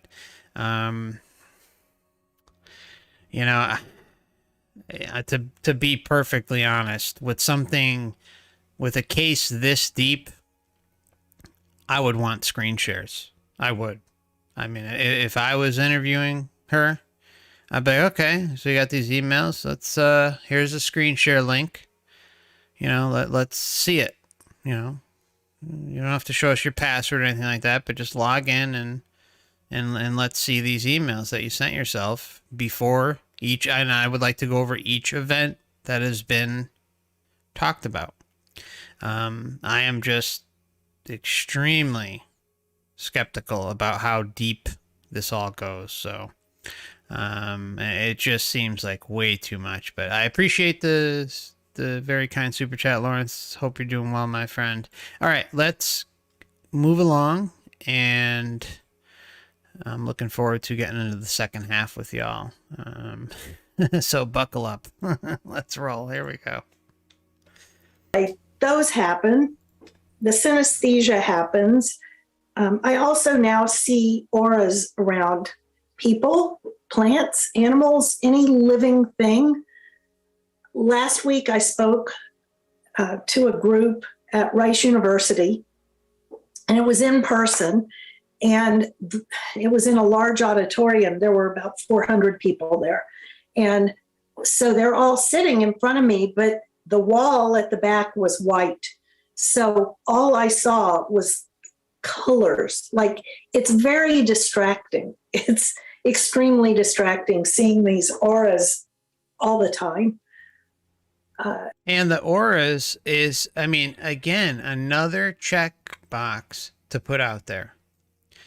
Some NDEers will talk about how a lot of them will say that they occasionally see auras. She acts, wait to hear she says. She talks about going into a presentation, I think ions or something like that. And, it was, the whole room was lit up like a freaking Christmas tree. Colors, this and that. This is the problem. It's just too much. I don't know what the colors mean. I've never studied it. I know that there are people that know what they mean. I know that they change colors. You can have a blue aura in the morning and a green aura in the afternoon. I don't know why, but it's just it's crazy. The colors, constant. So I see auras. I did get an after-death communication from my grandfather. You know, I just want to really quickly, I think I've talked about it maybe twice on the channel. There was a time when I was at a local park here, and I would go kind of hike. It wasn't that big, but I'd go hiking and, you know, circle it a bunch of times early in the morning. And there was this one day I came up like, okay, so basically like you'd start where you'd walk in and you'd do kind of like a big round circle. You'd start on the right and then curl around and kind of go up a small little hill, which aren't many where I live, but small little slope, I guess you can say. And there would be a bench there. And, you know, I do a few laps or something and sometimes sit there and meditate or something. Well, I went around, I don't know, like 3 times, something like that. And I came up to the bench. And when you come to the bench, you would look down and there would be like an awning, like almost like an outpost with one bench underneath it. And there, right in front of that were a group of individuals. And they had auras around them. White. And I kind of stood back looking down on them. And I was like, well, you know, and it's just like, wow. You know, and I stayed there for a little while and then started walking towards them. And as I got towards them, the auras dissipated. So make of that what you will, but that was kind of my experience with it. But this is not something, you know, I walk around and I see, you know, colors and auras around everybody else, you know. I did get an after-death communication from my grandfather. This was in 1990, so it was about a year and a half after I had my NDE. My husband and I, this is my first husband, and I were asleep in bed, and I was pregnant with my daughter. And it was about 3:30 in the morning, and the phone rang, and these were landlines. 3:30. So the phone rang, it was on my side of the bed, and I heard it, and I did not want to answer it because I knew it was the middle of the night, and I knew if someone was calling me, it wasn't going to be good news. So I was taking my time, and my husband woke up, and he was, you know, pushing, get the phone, get the phone. So I picked it up. I said, hello. And by then, we're both sitting up in bed. And it was my grandfather.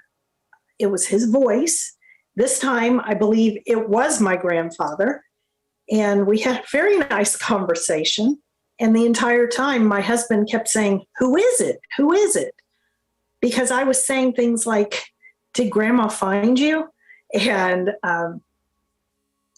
is she okay now? You know, it was just a very strange conversation from his perspective. And my grandfather had called to ask me to call my mom, his daughter, to give her a piece of information. And I told him, yeah, I'll call her, but why don't you call her? I mean, if you need her phone number, I'll give it to you. And he said, no, I've tried to contact her and she can't hear me. But ever since you were struck by lightning, you can hear me. So please call her and tell her this. I said, okay, I will. I said, I need to tell you something. I have something exciting. He said, I already know you're pregnant. It's a girl like you were told it would be. I said, okay. And he said, I need to go now because this is taking a tremendous amount of energy for me to have this conversation with you.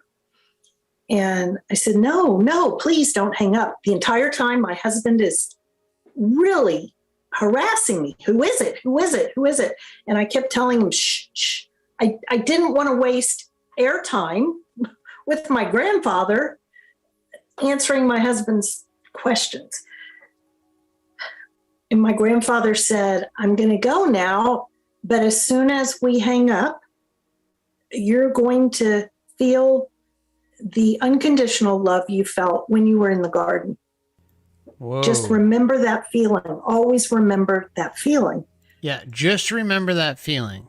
Just remember that feeling. See, I think the grandfather thing is legit. I do. There's just like certain areas where they're more, for lack of a better word, believable. You know, I mean,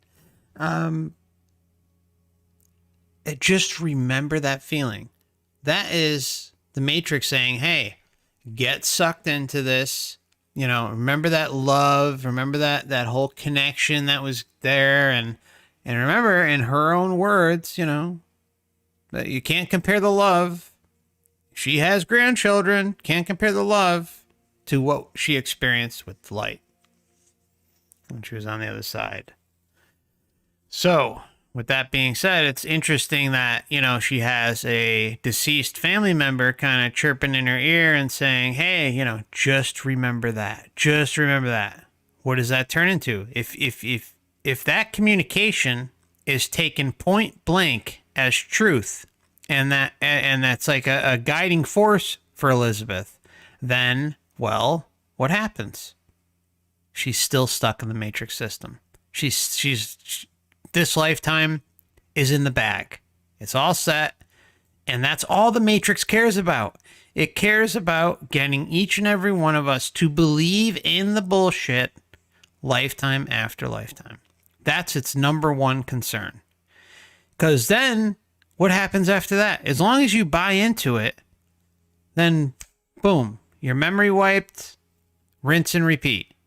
Memory wiped, rinse and repeat. As long as you are buying into the narratives that it is selling, it wins. As long as you don't realize that you're a sovereign being and capable of using your creator being abilities to go your own way and not be messed with, well, it's going to play every card it's got to make sure that you fall into its traps. And that's all that it cares about. Rinse and repeat, rinse and repeat, rinse and repeat. It doesn't care about you. It doesn't care about me. All it wants to do is just get you to believe in what it's selling each lifetime. That's it. It's simple. Just remember that feeling. Always remember that feeling. And I said, okay. And he said, I will call you again. I just can't do it right now. Okay. And he hung up. And as soon as he hung up, the bedroom filled with some kind of vapor, water vapor, or so. It was like being in a cloud. You couldn't see your hand in front of your face. And my husband and I sat there. Neither of us said anything. I think normally, if the room fills with smoke and you've got children in the house, you run. You run, get your children, and you get out of the house. But we didn't. There was no fear. There was no concern. And the vapor just went away instantly. And I said, and my husband said to me, who was on the phone? And I said, my grandfather. And he said, which one? And I told him. And he said, okay. I said, did you just see anything? And he said, what smoke? So he saw it. He heard the conversation. And it was not until my son's ordination in Jerusalem, my husband never spoke to me about it again. We went through our divorce, and at the dinner for our son in Jerusalem, I heard my son across the table say to his dad, "Do you remember the time Mom got a phone call from her grandfather?" And boy, my radar went up, my ears, and my ex-husband at that point said, "I remember." And he proceeded to tell Andy exactly what had happened, including the smoke. I mean, he remembered it like it had just happened. So I know he saw it. I know he experienced it, but he can't admit that happened. He's better about it now, but at the time, he couldn't. And, that's common, right? I mean, so regardless of what you think where we stand at this point, that's something that pops up a lot, right? I mean, doubt within the family, doubt within, your wife or husband, girlfriend, but, it just is something that appears when you come back. That's why the divorce rate is so high, or the separation is so high between NDEers when they come back and are faced with their loved ones. They're not believed. That they're on a different level spiritually, and their whole world has been rocked to the point where they, that they can't relate with the certain individuals in their lives. And there's a big parallel there, at least that I could talk about in my life, with those that I was close with. Now, am I saying, you go cut off your family and your friends and all that? No, I'm not saying that at all. I'm just saying, based on my experience, that's what happened to me. It's like I started to realize, I gotta thin things out and not have as much unnecessary BS in my life. If you can't, I'm not going to talk too much about this, but there's someone, a very, very close friend of mine, and I have a recorded conversation at some point that I may release. Someone that I'm close with, and he, this was early on in the whole thing that, we dealt with a few years back and still are to some extent dealing with. And I was trying to kind of talk to him reasonably about my thoughts about everything that was going on. And he completely flipped his lid. And what can you do, right? But I've distanced myself from that individual ever since, because it just, it didn't suit where I am today in my life. And I think anyone who kind of awakens and progresses and sees this realm for what it is, and regardless of where you stand on what is truth and what is not, it doesn't matter. I mean, it's like you really, you can only, I guess for lack of better words, at least for me, you can only handle so much, right? You can only handle so much ignorance, I guess you can say.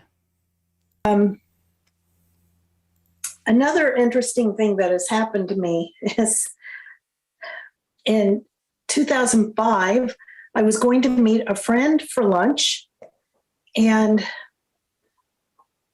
she was running late. So it was in an area in Houston. It's a shopping area. And so I thought I would just shop until she got there. And I went into this little boutique. And I only went in there because it was close to the restaurant where we were meeting. I don't like the clothes they carry, but I do like some of their jewelry. It's costume jewelry. So I went over to the jewelry. They have it on a big pegboard. Okay, here comes the phantom necklace. So I went over to the jewelry. They have it on a big pegboard on the wall. And there was a necklace there. I'm sorry. I'm just going to say one last thing. For any of you who have played the game Control, this the whole thing with the necklace totally feels like one of the artifacts in that game. You know, like, I don't know. Make of it what you will, but here. I had to have. I just had to have it. It didn't look anything like any of their other jewelry. All of their other jewelry was like this heavy bronze stuff. But this wasn't. This was a necklace, and it had a stone that was about that big around, and it had colors in it that reminded me of the garden. And I really wanted this necklace, but it didn't have a price tag on it. So I took it to the register, and the manager was working at the register, and she didn't know how much it was. In fact, she said, "This doesn't even look like something we carry." And it was interesting because all of their jewelry has this little metal tag on it with the name of the store. But this necklace did not have that tag. So she starts looking through this big binder of all of their inventory with prices, and that necklace was not there. And she said, "I'm sorry, I don't think I can sell this to you because I don't know what to charge you." And I said, "I don't care what you charge me. I want the necklace." And she said, "But I can't." I said, "Just get another necklace and charge me whatever it is." And I wore her down, and she finally said, "Fine, fine." And she went and got a necklace and charged me whatever it was. The first time I wore that necklace, I could only wear it when I was wearing something solid because it was a very busy looking necklace. So I wore it to work about 2 weeks after I got it. And at the time, I was working for a custom home builder selling custom homes. And I wore it into work, and I had an assistant, and she was just gushing about this necklace. She just thought it was so pretty. And I went back to my office and sat down and started working. And about 2 hours later, she came into my office and she was crying. And she said, "I need to go. I just found out my sister died."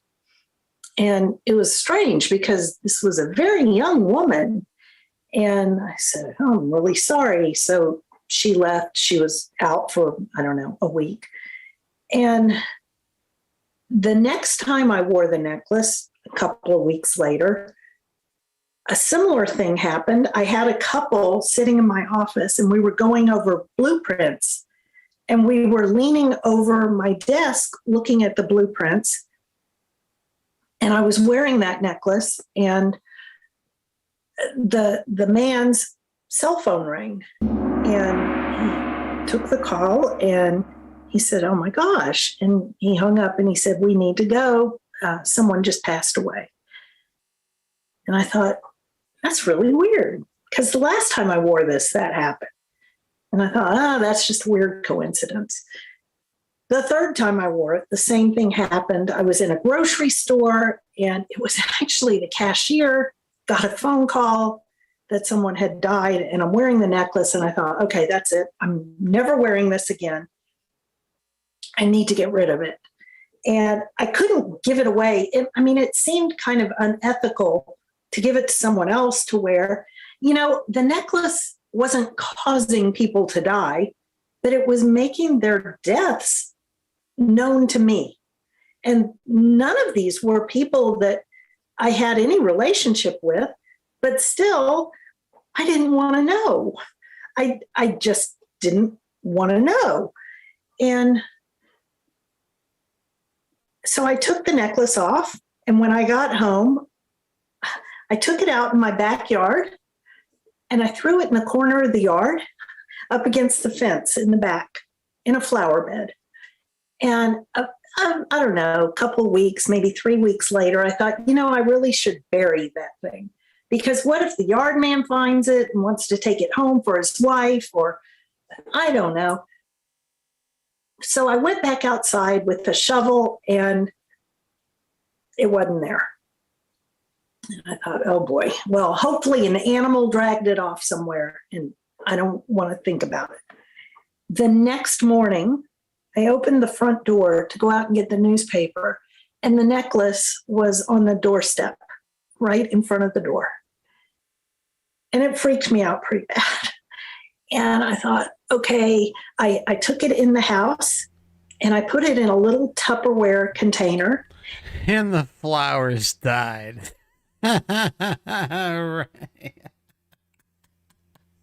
Sorry. And I thought, okay, I took it in the house and I put it in a little Tupperware container.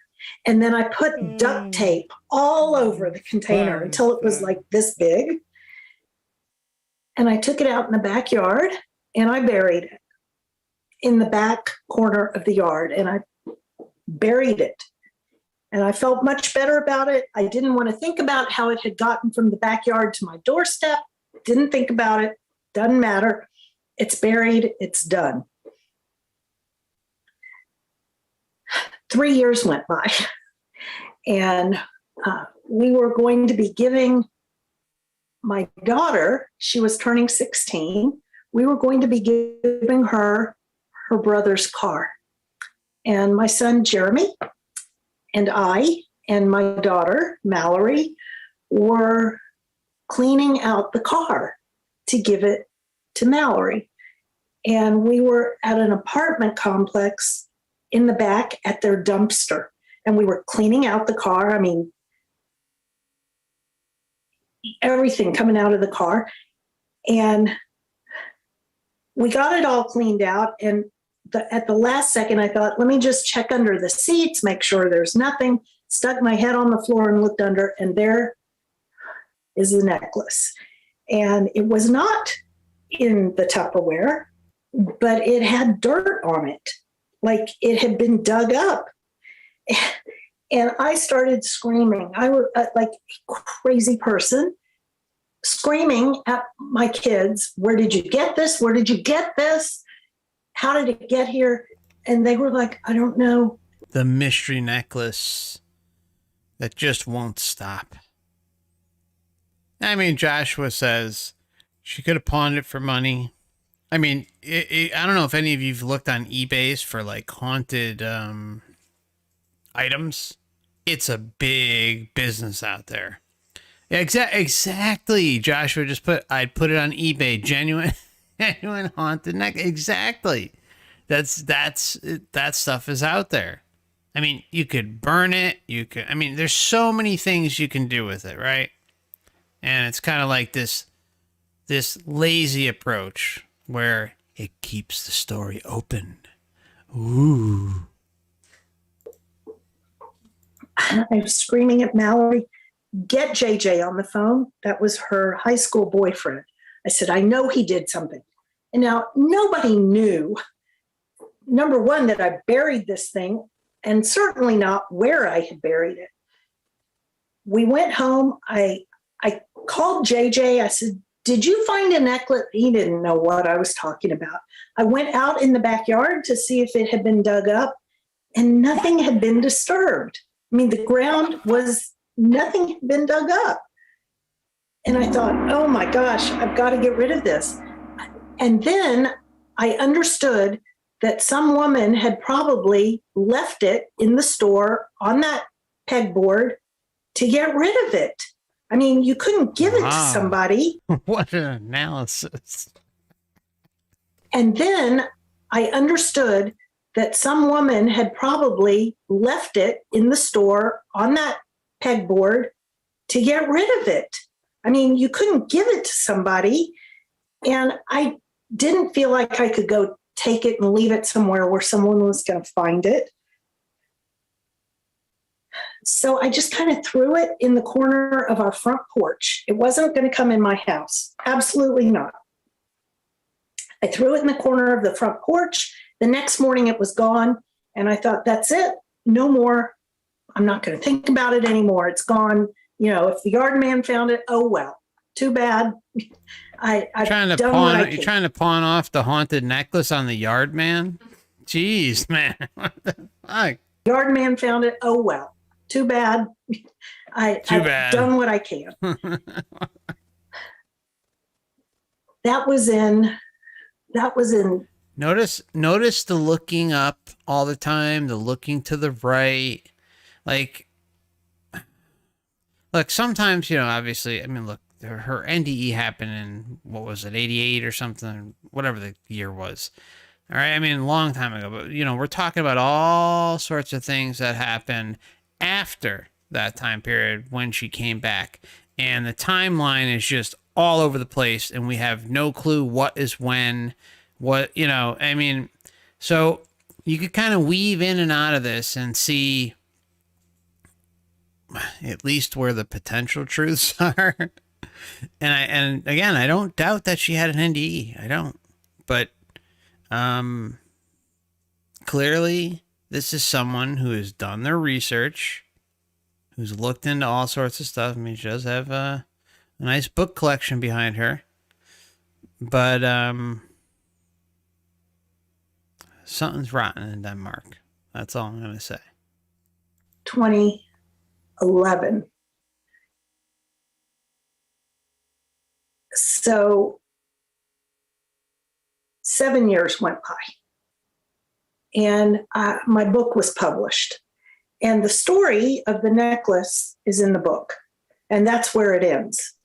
The story of the necklace ends with, I don't know where it is. I left it on the front porch and it's gone. So the book came out in 2018. In 2020, right before the pandemic started, it was in February, my husband and I decided we needed to remove the carpet from our bedroom and have wood floors put in.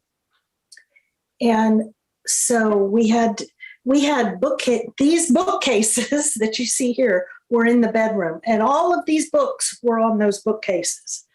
And they had never been moved since we had been in the house, since 2003. The books had never been moved. So there was no way to get under the bookcases, but here I am packing all the books into boxes to move everything out of the room so they could put in the wood floors. Got everything packed up, and these are very heavy oak bookcases. And it took 4 men who came in to move the furniture. I mean, heavy oak. I mean, I'm just looking at the bookcases. I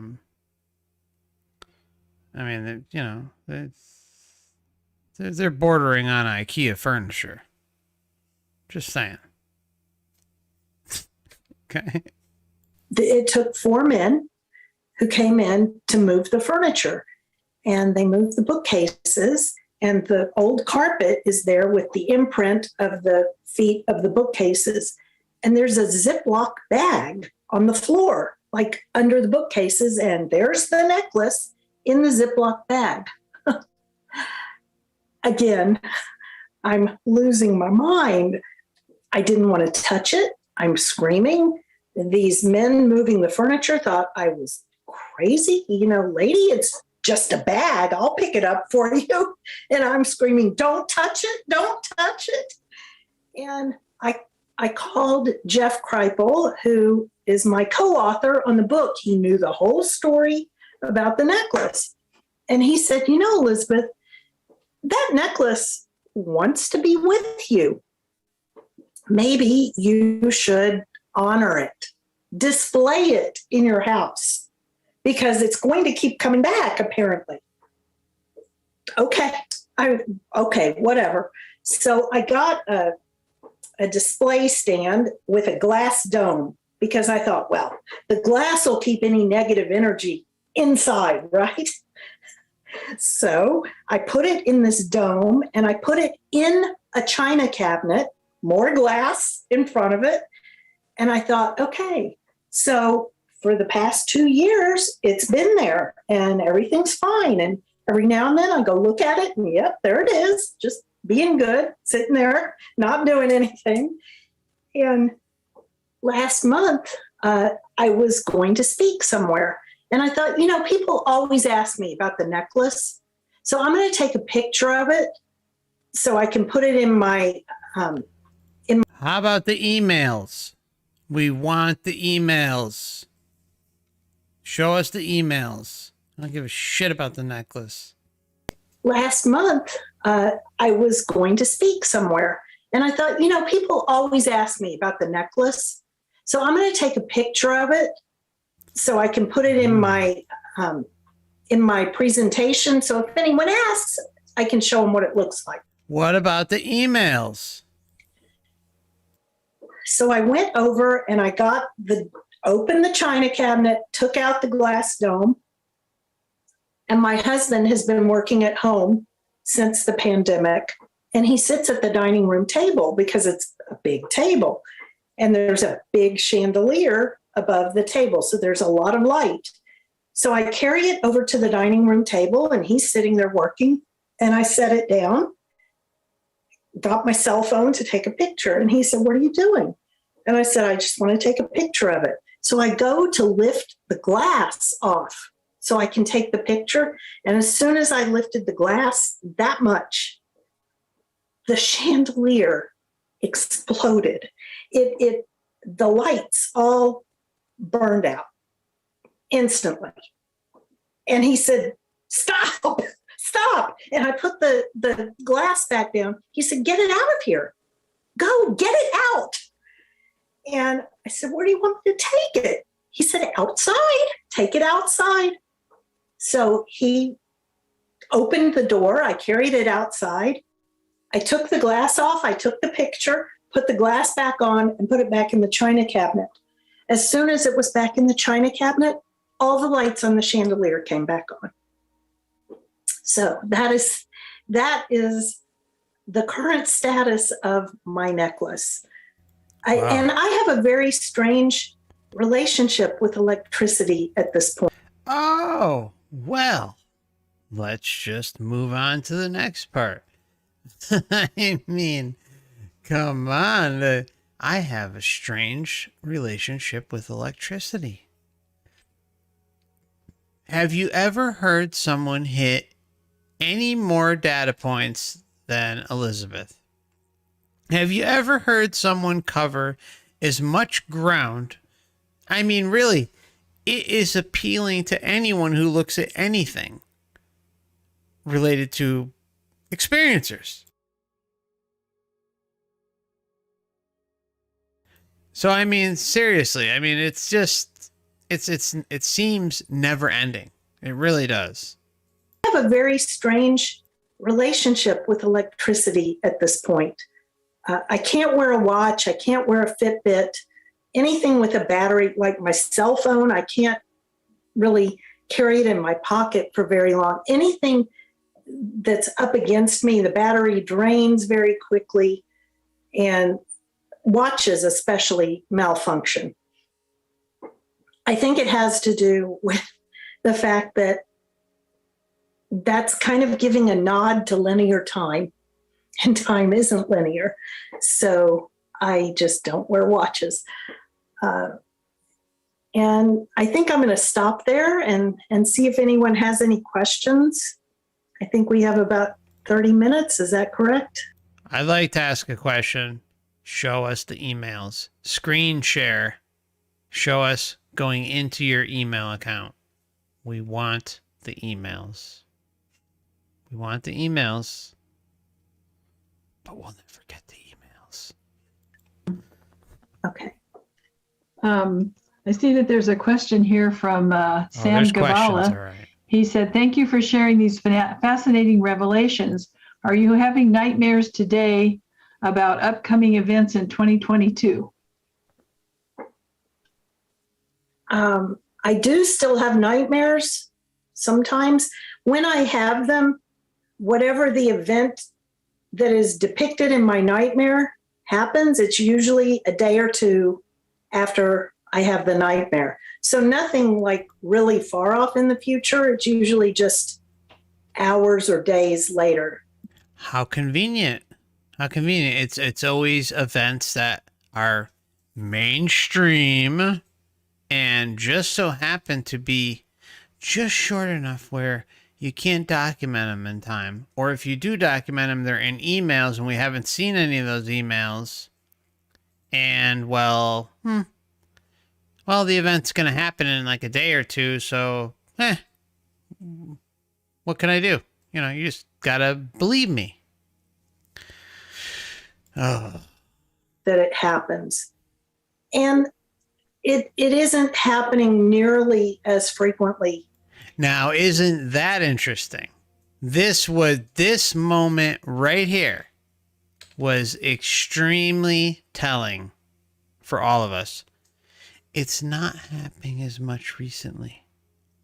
It's not happening as much recently, or whatever the heck she said. The point is it's like, oh, well, all of a sudden there's a book out and, you know, she's making the publicity rounds. It hasn't been happening as much recently because I'm on the right track. But in the same breath, we're all sitting here twiddling our thumbs like, oh, well, you know, this is great. You know, she's coming out. She's sharing a story. She can share predictions about things that are about to come. Perhaps a blog or a YouTube video or a social media post and say, oh, well, you know, I had this, premonition and a dream premonition about such and such, and it's going to happen. And this is the description of what I've been told or what I've, connected with. And here it is. And then the event happens, and then you could cross-reference it on social media. But no, everything's magically decided to die down. Interesting. That is depicted in Free aura readings. $9.99. foreverconsciousresearch@gmail.com. my nightmare happens, it's usually a day or two after I have the nightmare. So nothing like really far off in the future. It's usually just hours or days later that it happens. And it isn't happening nearly as frequently now as it used to. I think part of that is because I'm doing what I'm supposed to be doing. Mm-hmm. So Jillian Noble, I'm sorry, it went away just a minute. I have to pull it back up again. Jillian wants to know, do you see auras when you're watching TV or on Zoom, or is it only in person? It's only in person. It's really only in person. That's a good answer. Good answer. And like I said, it's animals, plants, and people that I see them around. Mm-hmm. Yeah, I do want to say that the overarching lesson here for me, what I know, I mean, there's no question in my mind anymore that consciousness survives death. Death is a blip on the continuum, and consciousness goes on. And I should have said that in my presentation. Mm-hmm. So Heather, you had your hand up? Yeah, Elizabeth, just thank you so much. I had a near-death experience 12 years ago and had that same feeling of the love feeling, the deep, unexplainable, don't have words for what that feeling feels like. And in my experience, I had the same thing. Don't ever forget this feeling. Don't ever forget this feeling. Right. So, I haven't had these. So an NDEer comes onto the panel. This is like a almost like a support group for NDEers, this type of conversation, right? And she has the same thing. Don't forget this feeling. You know, take whatever we've discussed about Elizabeth and throw it to the side. We have another NDEer saying what we talked about earlier in the show, how it's like, again, you can not compare the strength, the power that is behind the love bomb. This is why you don't want to involve yourself with it, because it's just too risky. That's why taking the route of non-interference, which is shielding yourself, sovereignty and liberation, seems to be the only path. I'm not pretending to have all the answers. Never have. But why take a chance? It seems like anything else that you could possibly do will open yourself up to being messed with. And that's my observation. You can roll with it, you can laugh at it, you can shit on it all you want, but I feel content in my path, and I hope that each and every one of you feels content in your paths. But the manipulation that can occur out of involving yourself with this bullshit seems all but just a horrible path to take. It's just like you're handing yourself on a silver platter to it and just banking on faith, banking on belief that everything will be okay and that everything is as advertised. Is everything as advertised here? And then it doesn't take a genius to connect that everything that's happening here is linked to the light and the astral realms and all that. I mean, it's very clear. The path is laid out before us. You just have to look through it and research it for yourself. Watch this channel. Go through Wayne Bush's site at trickedbythelight.com. Go through Dan's work at Overwatch channel and overwatchproject.com. Go through that. Do your own research. Throw all of our information aside. Throw it all aside. Do your own research. Plow through experiencer cases, and eventually you'll see how powerful and manipulative and deceptive this light and this whole realm is. And you have a base to work with, right? You have the earth experience that you're already living in, that you can confirm is the tip top of the mountain of a deception, an inversion. Everywhere you look, everything that you've ever learned is just filled with lies and deception. And if you don't see that, then I'm sorry. But I mean, at least if you can come at the information shared on this channel with that knowledge already kind of in the bank, then it's not a far stretch to think that the thing that is trying to keep us contained within the system is part of the same bullshit mechanisms, right? That's all. Not that hard. And it's right in front of our face. And, we hear from religions, and we hear from, experts in the field and all that stuff. It doesn't take, again, I'm a high school graduate. It doesn't take anyone with this mega brain to see how deep this all goes. It just doesn't. It's right in front of our face. And all I'm hoping is that anyone who's subscribed to this channel is that they will do their own research. Do your own research. And, check back in a year or two from now, 3 years from now, and say, okay, hey, FC, I see it now. I got it. I've gone through all these different categories of experiencer cases, and I see it. I see how it aligns with what's happening here on Earth. It's the same shit, just in a different form. That's it. It's that simple. Anyways, rant over. And in my experience, I had the same thing. Don't ever forget this feeling. Don't ever forget this feeling. Right. So Don't ever forget it, because we're going to use it. you know, when I you haven't come had over. as these other experiences that you've had, but I know in my bone marrow that it's all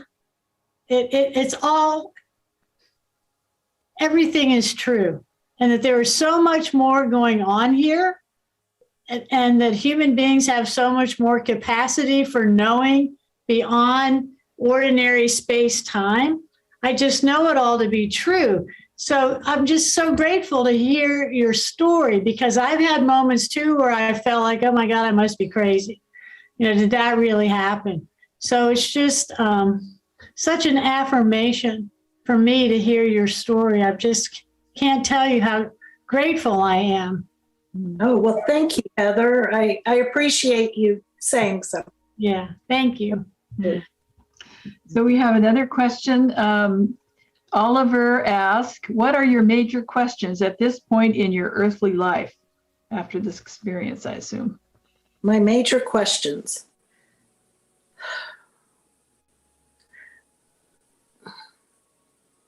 I don't know. I used to Can you recover the emails? want to know about death. But now I have no fear of death. Zero fear of death. Hey, Ed. Good to see you, bro. And I guess my major question is, am I doing what I'm supposed to be doing? Is there something else that I'm not doing that I should be doing? And the universe has a way of letting me know when I need to go a different direction. And it's just a matter of paying attention to the signs. I have a good friend who, for a long time after my NDE, I tried to find a rabbi who would listen to me. Oh, boy. I mean, I had this massive spiritual experience, and they don't want to hear it. They don't want to hear. I mean, for years, it was basically a pat on the head and there, you're fine, honey. Go on now. And that's very typical of any religion, right? Any religion that's out there, they're going to try and divert someone to, hey, thanks for sharing your story, and they'll label them as either crazy or prophet in some cases, but that's rare. Elizabeth's story really aligns with my thoughts on, what is it, Betty Eadie, I think her name is. You ever go through her NDE? But her evolution is incredible. She's wrote many books. Elizabeth's, as far as I've seen, is only published one. All right, but Betty, on the other hand, she doesn't miss a moment to try and quote unquote put out new information, or all of a sudden new things have been realized in the next installment of her books, and you got to go here and you got to go there. I mean, this is the problem, right? Just like with anything that you look at, any sort of career, any sort of individual, any sort of niche thing that you look at, it doesn't matter what it is. It could be about dog walking. All right. I mean, the point is there's always going to be individuals that are trying to mislead, deceive, or you know, bang out a few bucks or reach guru status as a result of something that they may have had experience in, but they go a step further and make it even like, you know, they make it, oh, it's over the top. I mean, really, how many boxes can she possibly check off? They're everywhere. Everywhere. Oh, yeah. Betty Eady is a piece of work. Absolutely boops her. I mean, and there's an interesting comment. If you want to go back, any of you want to go back and look at that video. I mean, honestly, anyways, I went over her thing and published it and took it off. I mean, really. Anyways, there's a comment that was left from someone who basically Betty and apparently her, if I recall, her son lived with her. And there was some pretty, I mean, look, I don't think anyone's going to leave a comment like that without it being true, of course. But, you know, you never know. Someone could have an axe to grind and say something. But the comment's there, last I knew, you know, but it's been over a year. So perhaps it's been deleted by YouTube or by the person that posted it. But very, very interesting. So if you do go to the comment section of that video, sort by new, it seems like someone let her and her son into their house, and something happened. All right. There's some sort of shenanigans that, you know, again, is guru status type thing. Nobody would listen to me as far as clergy. And I really felt like I needed a clergy person to hear what I had to say. And okay, so isn't it interesting? Remember, okay, so this is a contradiction, right? Remember the beginning of the video, she's talking about how, you know, she didn't go to services and they said, you know, she could care less about it. I mean, downplaying it to the hills, okay? Keep that in mind. That's the way she came off in the beginning of the video. All right. Now, fast forward, all of a sudden, she needs a clergy person. She needs someone within the clergy to be able to explain or help her on her way. Right?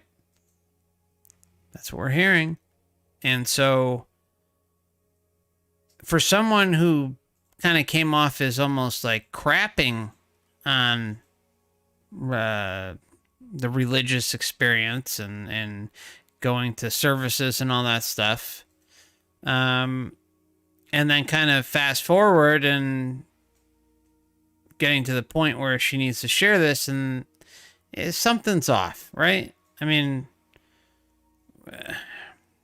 but, you know, you really, at the same time, you can't necessarily judge someone for seeking assistance in their time of need. But for her to be so blatantly open about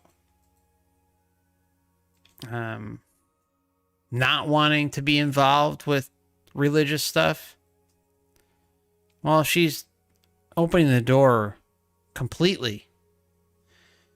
And making it seem like it was necessary. You know, perhaps there's a spiritual crisis and all that stuff, and she's, you know, being looked down upon along the way, and she does need that. I mean, of course you got to leave the door open, but in my opinion, there's a contradiction there. Just saying. Make of it what you will. That's just my opinion. And they don't want to hear it. They don't want to hear. I mean, for years, it was basically a pat on the head and they're there. You're fine, honey. Go on now. And nobody would listen to me as far as clergy. And I really felt like I needed a clergy person to hear what I had to say. And I became friends. In the Houston Chronicle, they had an article back in 2015 it was an article about a book. I think the name of the book was The Christian Near-Death Experience. And it was written by an Episcopalian minister named John Price. So, oh yeah, that's not going to be biased. I contacted John Price.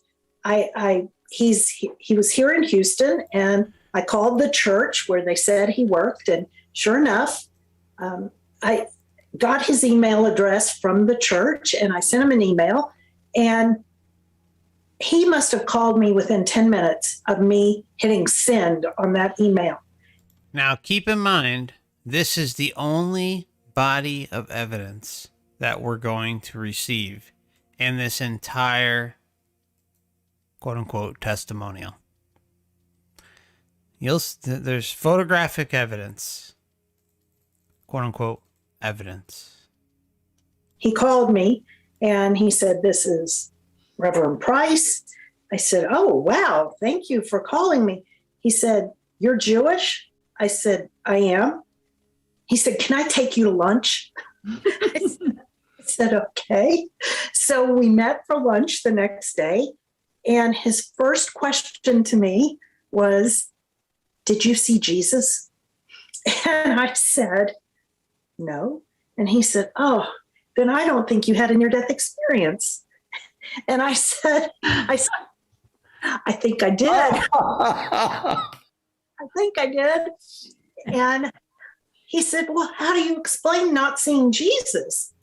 And he had just written this book about the Christian near-death experience in which everyone he spoke to saw Jesus. I said, boy, I wonder why everyone saw Jesus that he talked to. And you're going to hear just the bias just coming out in full form. Christian near-death experience in which everyone he spoke to saw Jesus. I said, and at that point, we had become good friends. And I said, John, you see what you expect to see. You know, what you see when you get there is tailored toward you. And she's right about that. She's right about that. So, again, she's done her research. She's done her research. She knows. I mean, I'm telling you, I wouldn't expect to see Jesus. Or maybe I did see Jesus, but I didn't recognize him. No! I don't know. God! But no, God, please, and no! he then started writing his second book on the Jewish, Buddhist, and Muslim near-death experiences. So, you know, we learned a lot from each other, and we did become very good friends. And last year, John passed away, and I was pretty upset about it. And I had gone to Galveston, and I'm laying out on the beach, and my eyes were closed. And I said, you know, John, if you can hear me, and all the stuff we talked about wasn't bullshit. If it was real, if it's real and you can hear me, send me a sign. Just make it something really big that I can't miss, because sometimes I'm a little dense. So make it something really big and make it something meaningful to you. That's all I said. And about 15 minutes later, I'm lying there and I kind of dozed off. And about 15 minutes later, I hear my daughter calling me. I was at the beach with my daughter and my granddaughter. And my daughter was saying, Mom, come here. So I opened my eyes, and in the sky, I'm going to try and show y'all. This is what I saw in the sky. Can you see that? this is the first bit of evidence we've had today. I mean, it's good. It's good. It's nice to have something.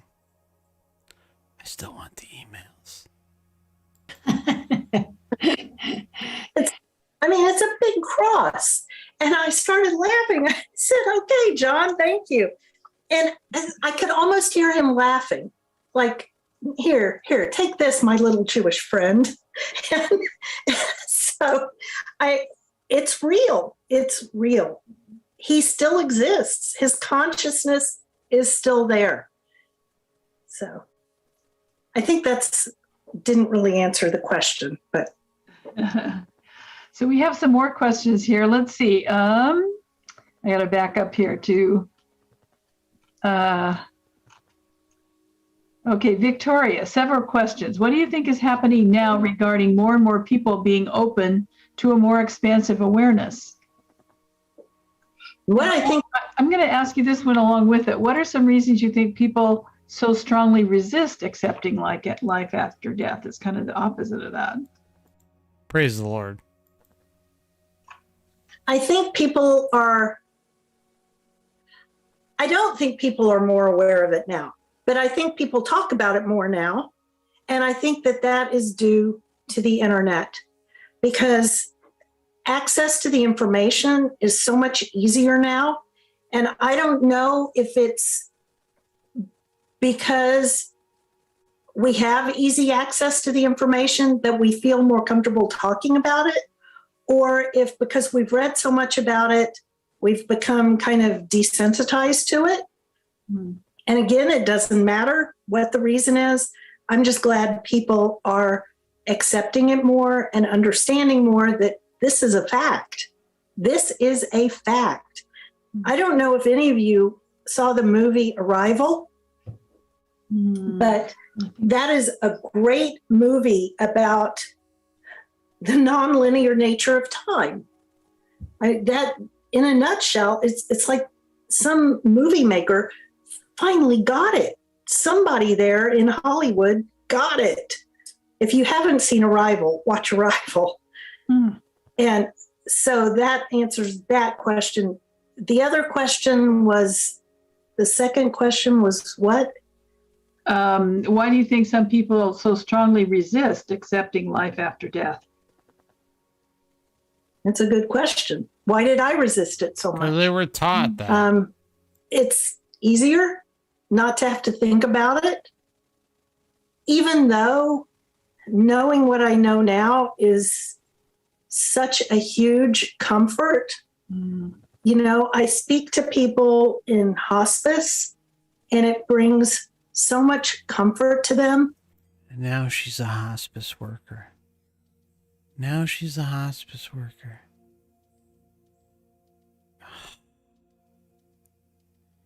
I mean, come on. Come on. Come on. Come on. That essay contest that I entered, Robert Bigelow, who sponsored the contest, is taking all of the winning essays and publishing them in a big volume, a big book. And he's going to place one in every hospice in America.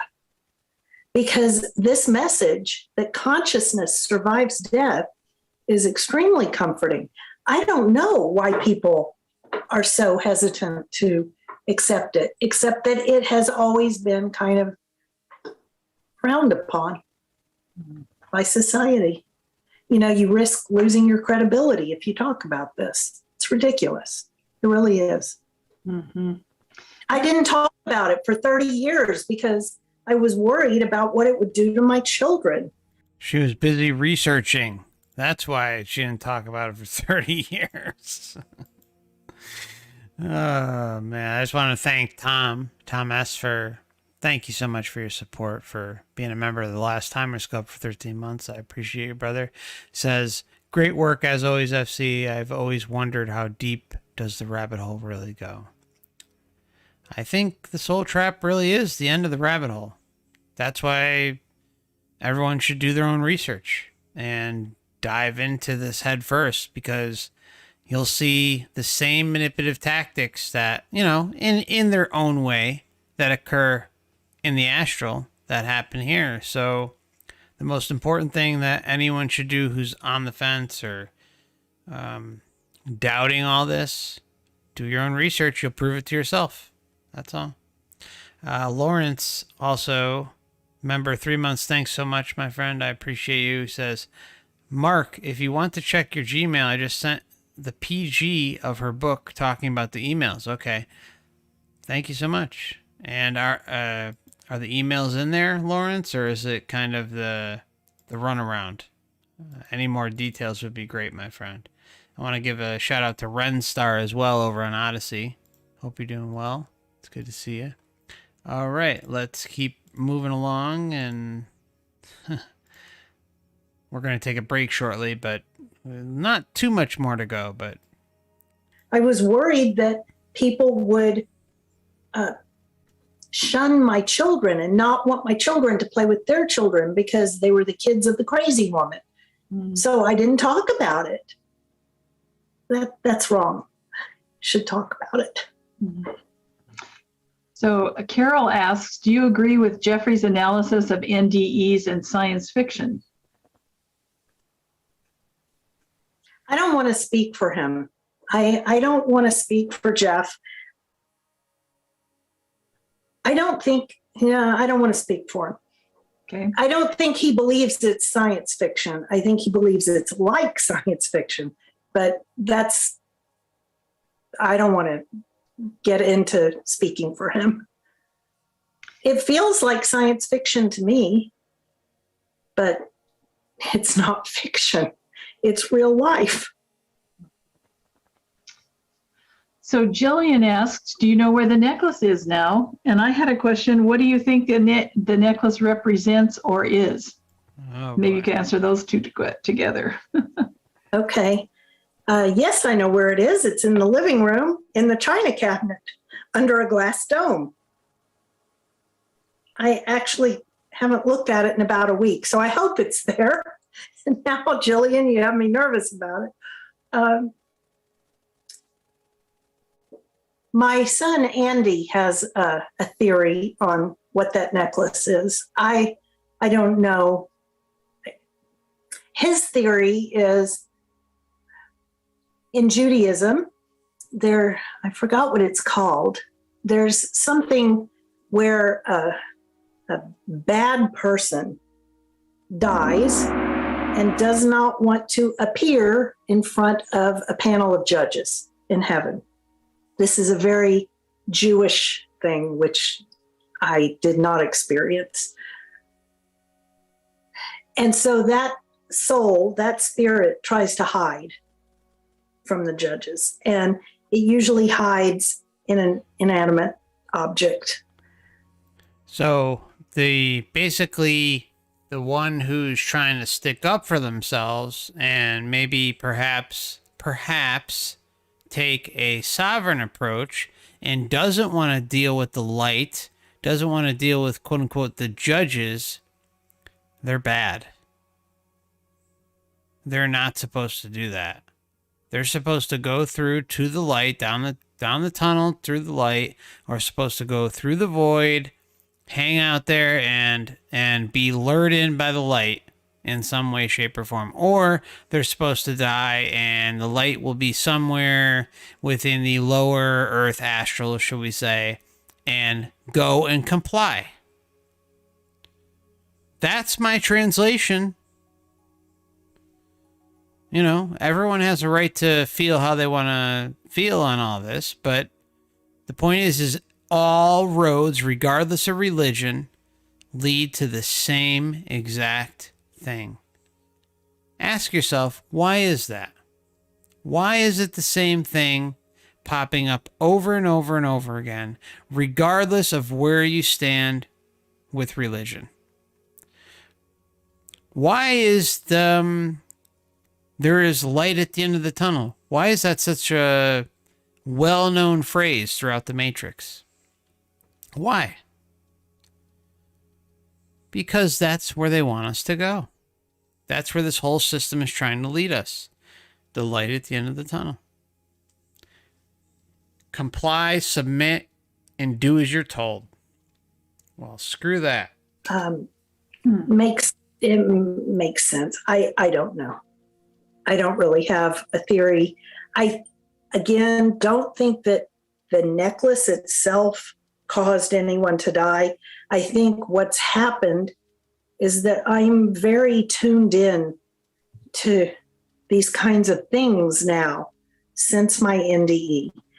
And I don't know if it's the NDE. I don't know if it's the electrocution. but I can pick up on these things. So it's really more me than it is the necklace, I think. Hmm. So Daniel asks, Elizabeth, have you come to know why the NDE happened in the first place, other than maybe as a random event? Do you think there was a reason for it? And what do you think that was? Yeah. If you can share. So Jeff and I, when we were working on the book, I had a dream. It wasn't a nightmare. It was a dream. It was the night after we had finished the manuscript of the book. It was due to the publisher the next day. And that night I had a dream that I was standing on a street corner in a small town in front of a movie theater talking to Jeff and a man named Corny, Corny. And the man, Corny, was telling me that he wanted to see a movie, but he couldn't find his glasses. And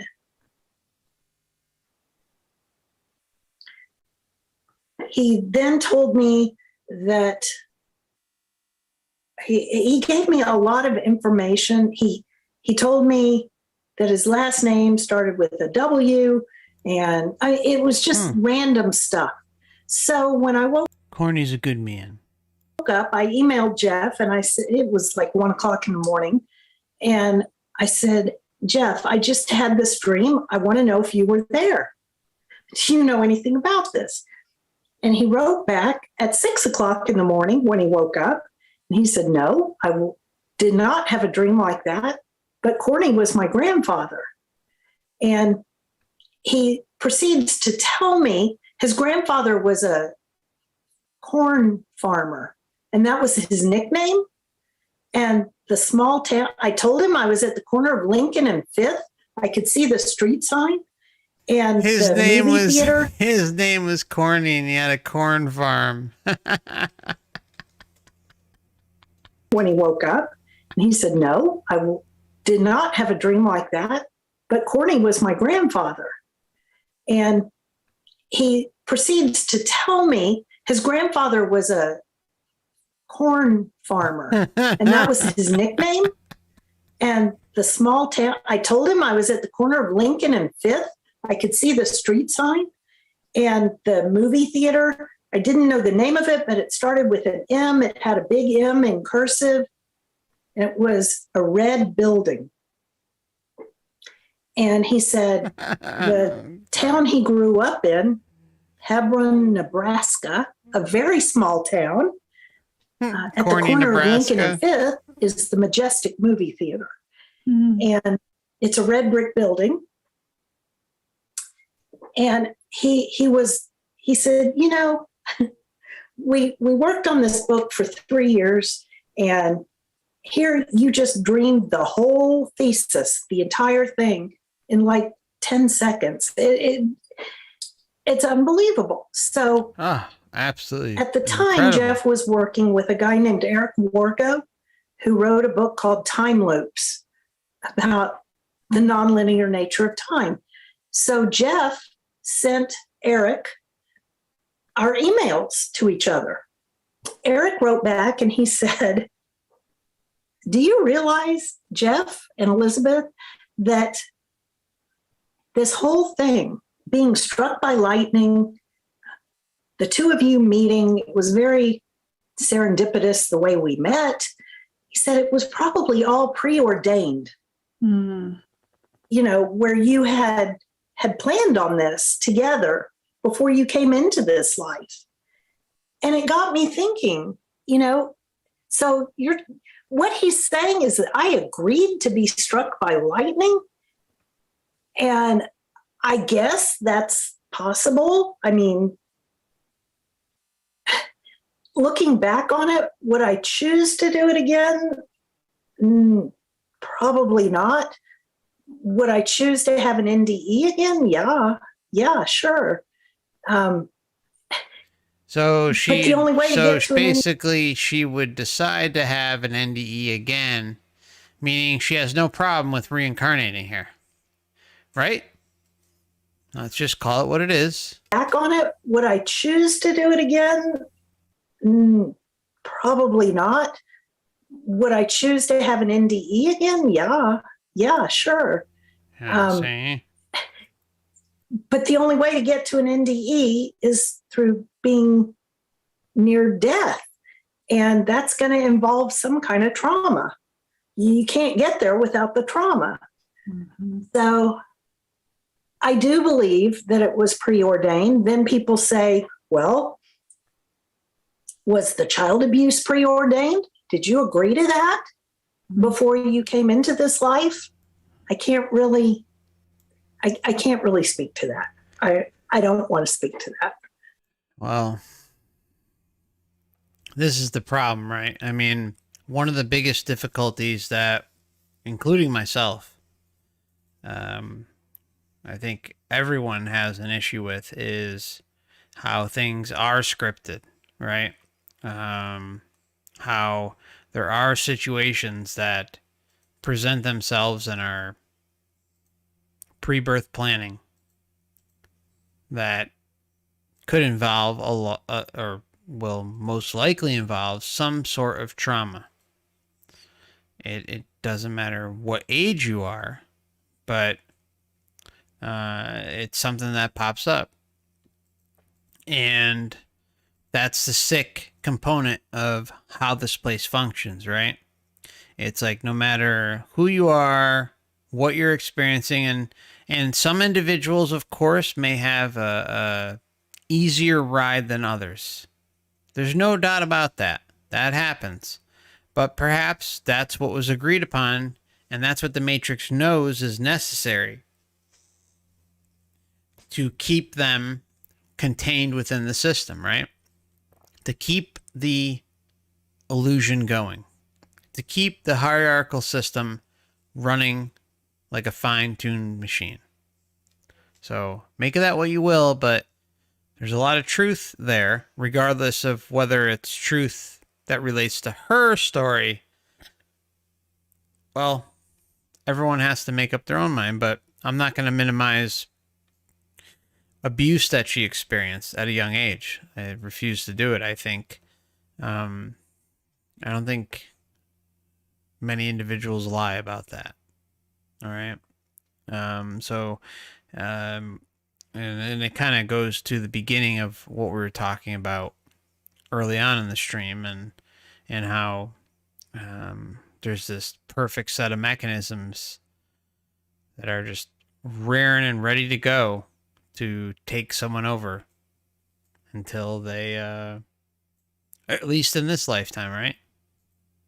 And all the Matrix is concerned about is getting you to believe in it while you're here, regardless of what you've done, what you believe in.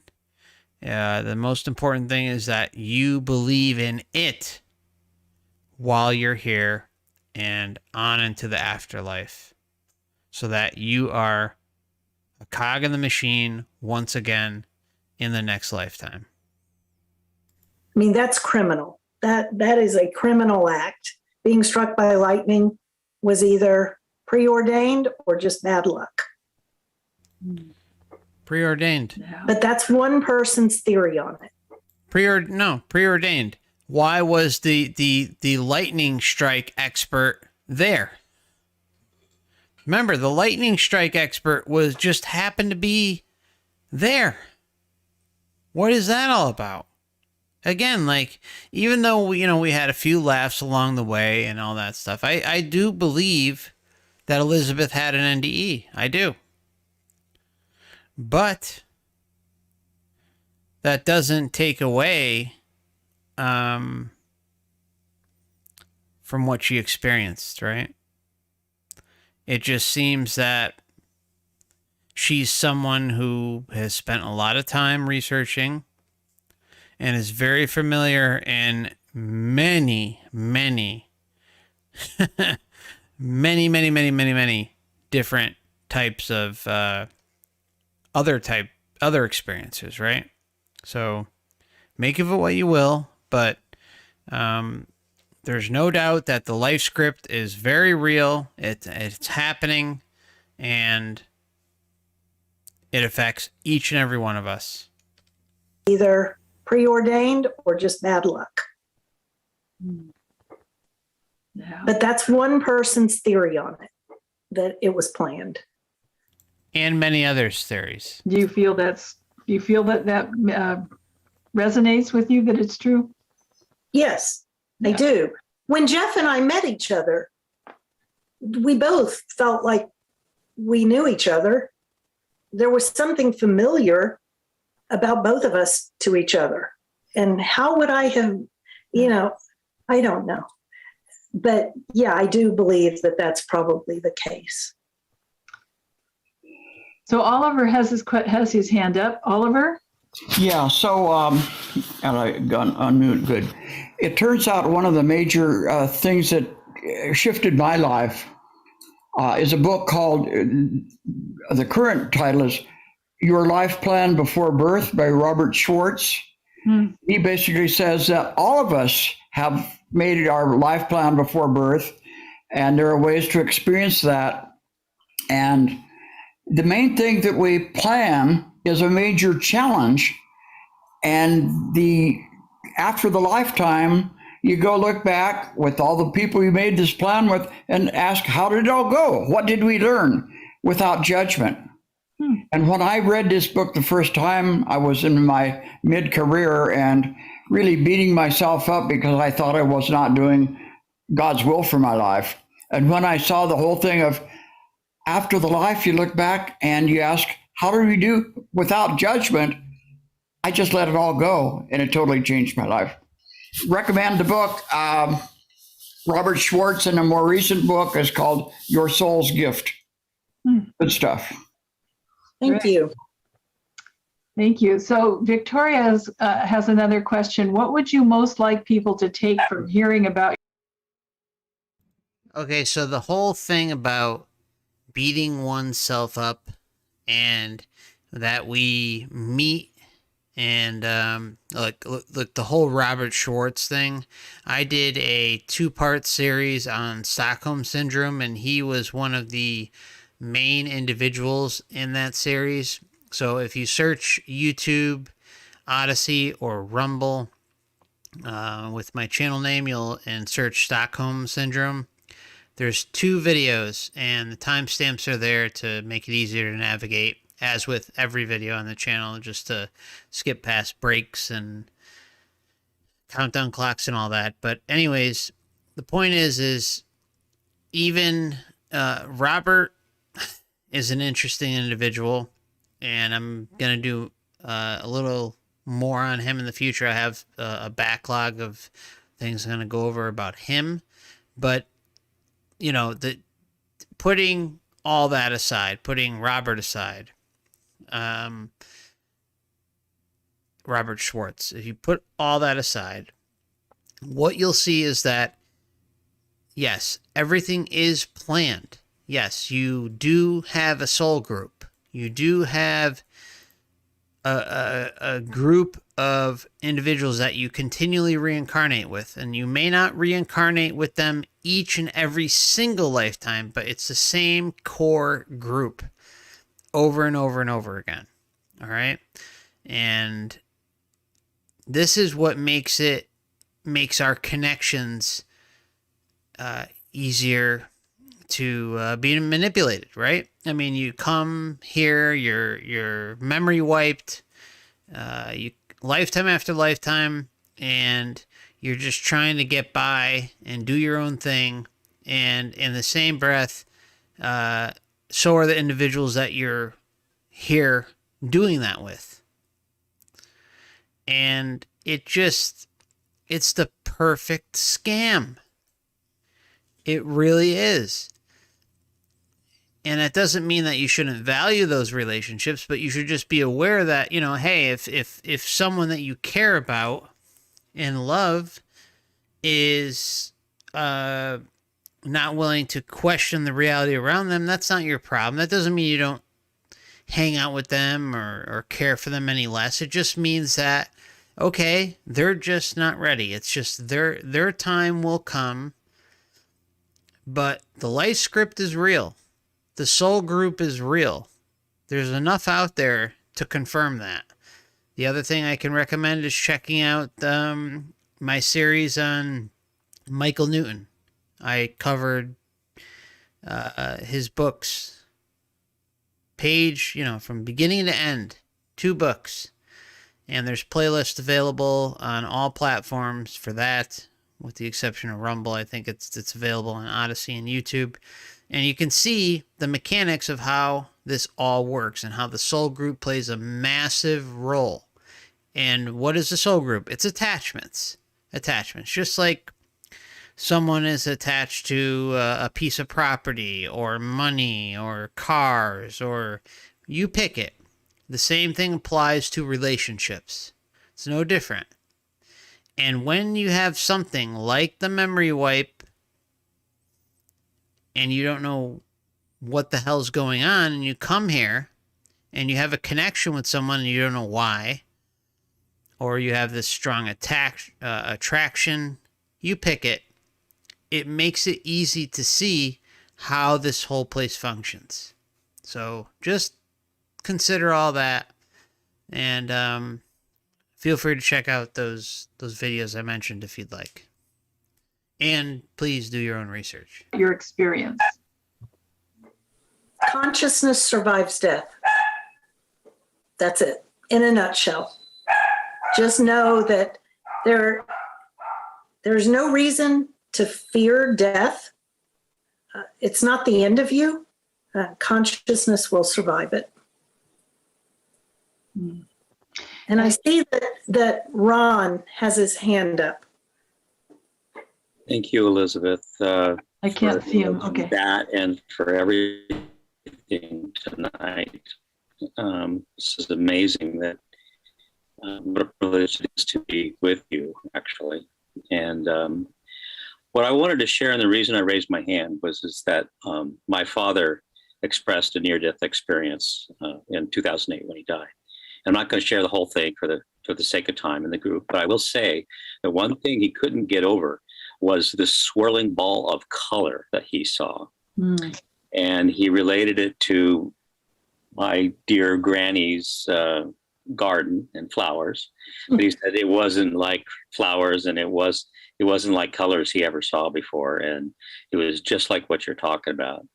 And I have experiences with some hospice and with dementia patients, and have seen some pretty amazing phenomena. And I wanted to share with you what popped in when I was listening to you talk about your necklace. Oh boy. Okay. And it's related to that color phenomena, because it drew you because of the colors you had seen. And yes, our society has so much fear and anxiety surrounding death. Anything that can be helpful in relieving that anxiety for people is valuable in my view. But what popped in for me was that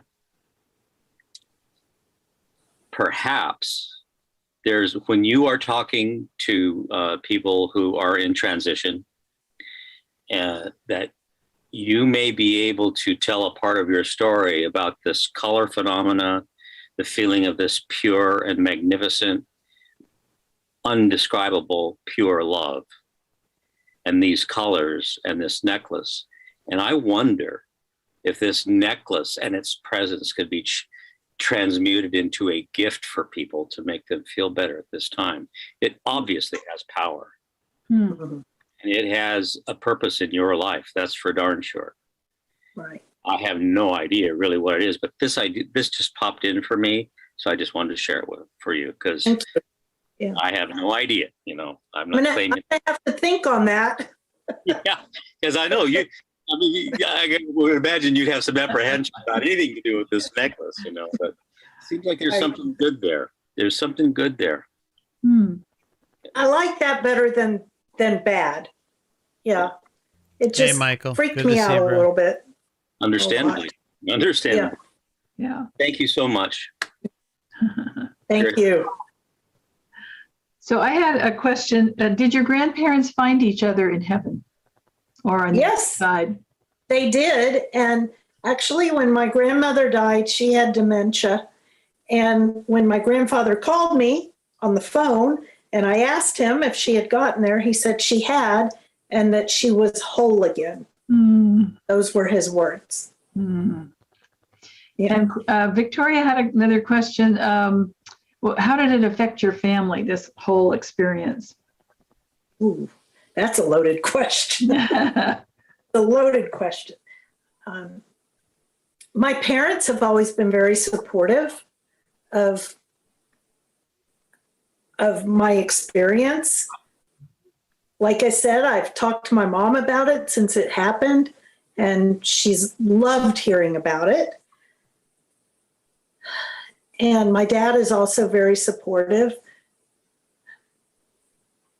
I have, my children are supportive. I would not even start working with Jeff on writing the book until all three of my kids told me, do it. But I have one very close relative who is not supportive, and I really don't have a relationship with her anymore. Interesting. Nothing in common. So interesting. Daniel has a suggestion. He says about the colors. Maybe you could consult with and collaborate with a visual artist to try. Now this is interesting. It's like to pile on to everything else.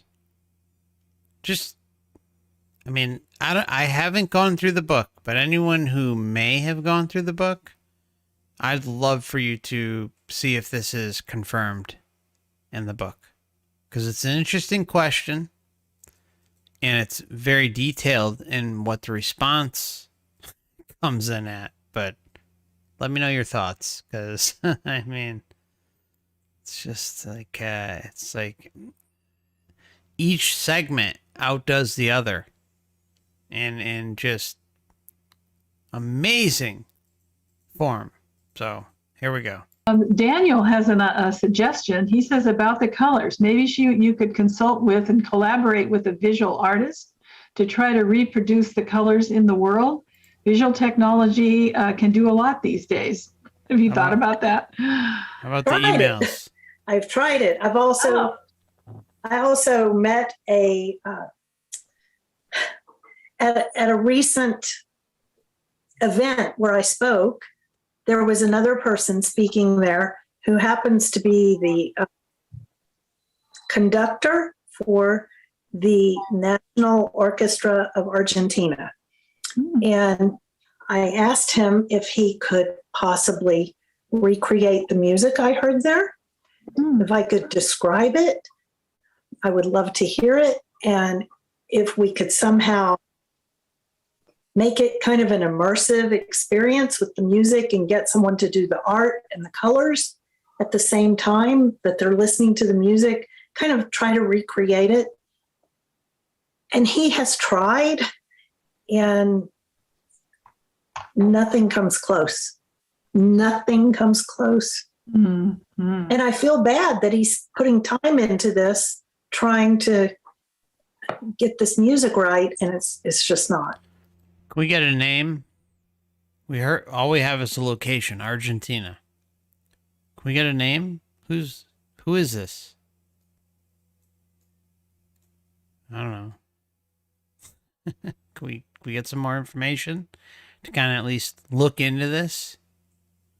And Lawrence said he just ordered the ebook.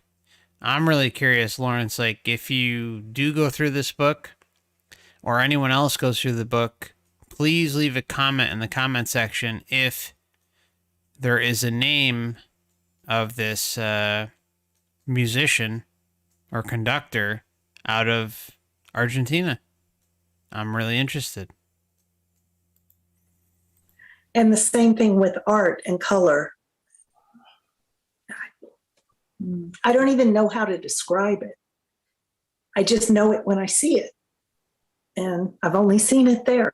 So I've tried. Yeah. Does anyone else have a question? A last question? No. No? Yeah, we want the Let's see if I emails. missed anybody here. Screen share the emails. Lots of appreciative comments. I'll send you a copy of the chat. Oh, thank you. Yeah. Okay. So this will be recorded, and I'll send out the recording, the link. Okay, everybody. I think that's going to wrap things up for today. We kind of had a long one tonight, but this really was the discernment special, if there ever was one. Anyone who's done any research into the topics that she's talked about will come away looking at this with great skepticism. Now, does that take away from her NDE and some other things mentioned? Not necessarily. But at the same time, my kind of rule of thumb is if someone doesn't feel right, or there's the red flags are being waved all over the place, that it's best to kind of move on to the next experience. But there's not a lot of these out there, but there's enough of them, right? There, especially when they're slanted with religion. Christianity is big on this. Big. I mean, there's channels dedicated to muddying the waters of near-death experience research that, are completely driven based on religion. But, there's, for that many that are out there, there's hordes more that you can go and take and research for yourself and see the data patterns. Like even if there is a religious bias that comes into the experience, normally you'll listen to these experiencers and there's a totally different view when they come back, and they openly say that constantly. So anyways, make of this what you will. I know I hope I didn't waste any of your time tonight, but these are the types of things that can happen, right?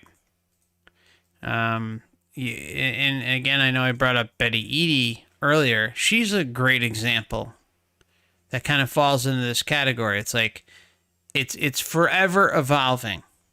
New book, new release. Things are all of a sudden appearing and evolving, and there's new amazing information that comes out, and that everyone should listen, and this and that, but only if you pay $15.99 or $20.99 or $30, whatever the price is that they put out for these books, right? And does that mean that all NDEers that put out books are full of shit? No. And there are some people out there that feel that way, which is completely ridiculous. Absurd.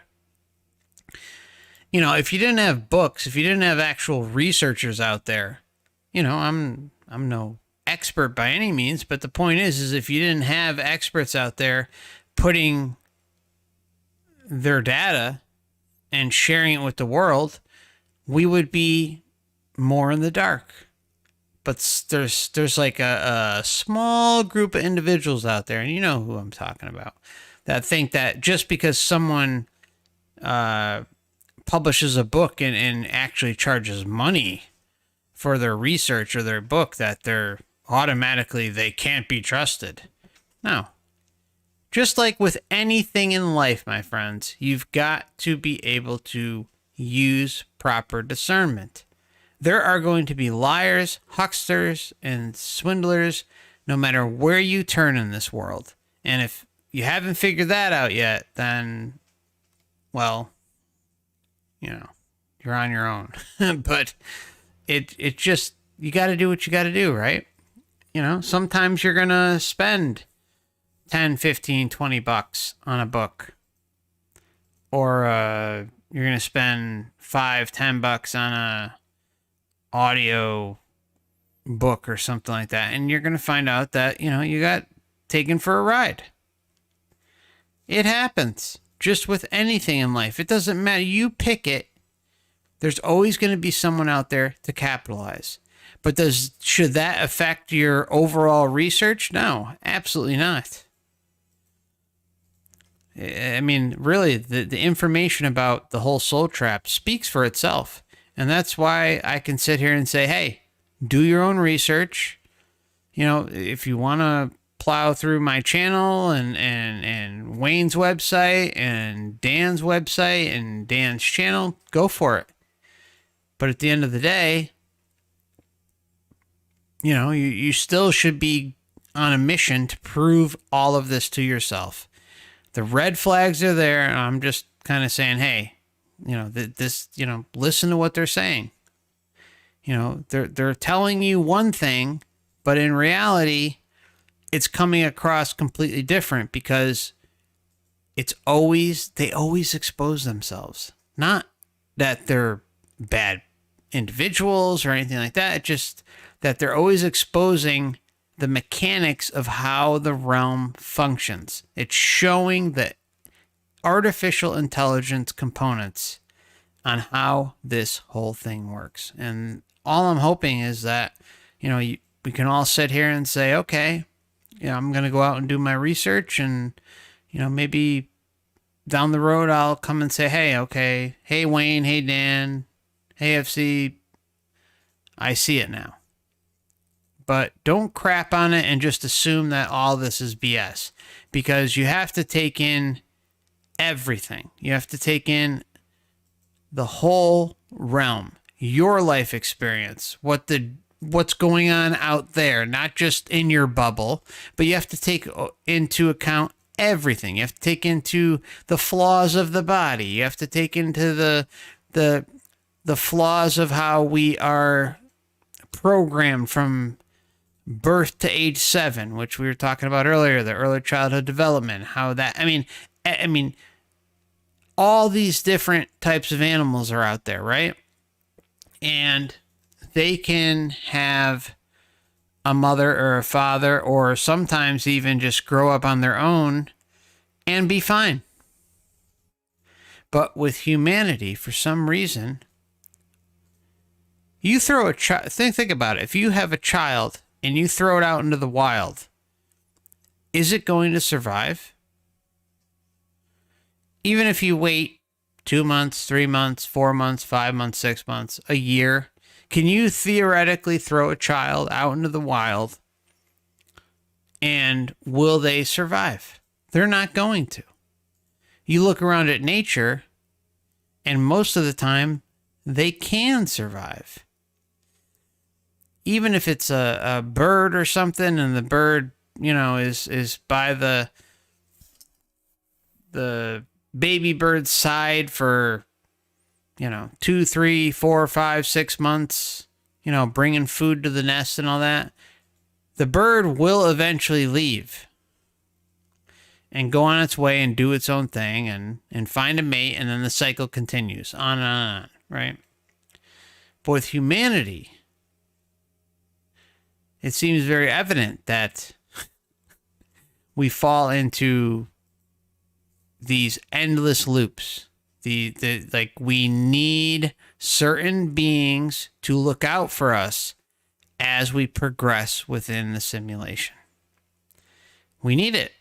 We cannot survive without it. Now, you know, maybe once you reach, 4, 5, 6, I mean, that's being generous. Perhaps you can go out and kill your own food and survive that way. But in all reality, if you didn't have the component of someone taking care of you in those early years, and again, I'm being generous, 4, 5, 6, I mean, you have to imagine a 4, 5, or 6-year-old going out there and hunting for its own food and foraging for berries and plants and all sorts of things, right? Just take that into account. I mean, that's being generous to the Matrix. But in all reality, you and I need somebody from a young age to at least somewhat look out for us, somewhat provide food and shelter and whatever the case may be. Whereas with animals, it seems pretty set up in a way where, depending on what you end up being bred into, that it's just different. It's just different. So, all right, I'm a little tired here. It's been fun. I hope you enjoyed this this merry-go-round today. And it's been fun. I want to say hi to Boopster and Candidly and CE5 Circle. Hey, Conscious Soul. And want to also, before we close out the night, just give a shout out to Conscious Soul. I know she's having a rough go at it. And I think it's important to send her some loving vibes and healing vibes. That's important. There's also Danlet out there. I know they're going through some things as well. And Catherine's having a rough go at it as well. Catherine, my heart is out there for you, and I'm thinking about you, and I'm sorry you're going through so much right now. And so I'm sorry. There's a number of individuals who are around regularly and having a rough go at it, and I just want to let you all know that I'm thinking about you, and anyone who's here tonight listening, if you can send out some healing energy and intention to them, I'd greatly appreciate it. I think it's important. And it's tough out there. So just want to make sure everyone knows that if you're having a difficult time right now, that we all kind of look out for each other, and I wish you all the best. So I have a feeling that there's someone else I'm forgetting in this list, and I apologize in advance. I did have a note, but I'm just kind of going through this here and seeing if I'm... Anyways, I think I'll leave it at that. But if there was someone I missed who's kind of having an issue with their health and what have you, send some healing vibes your way and hang in there, right?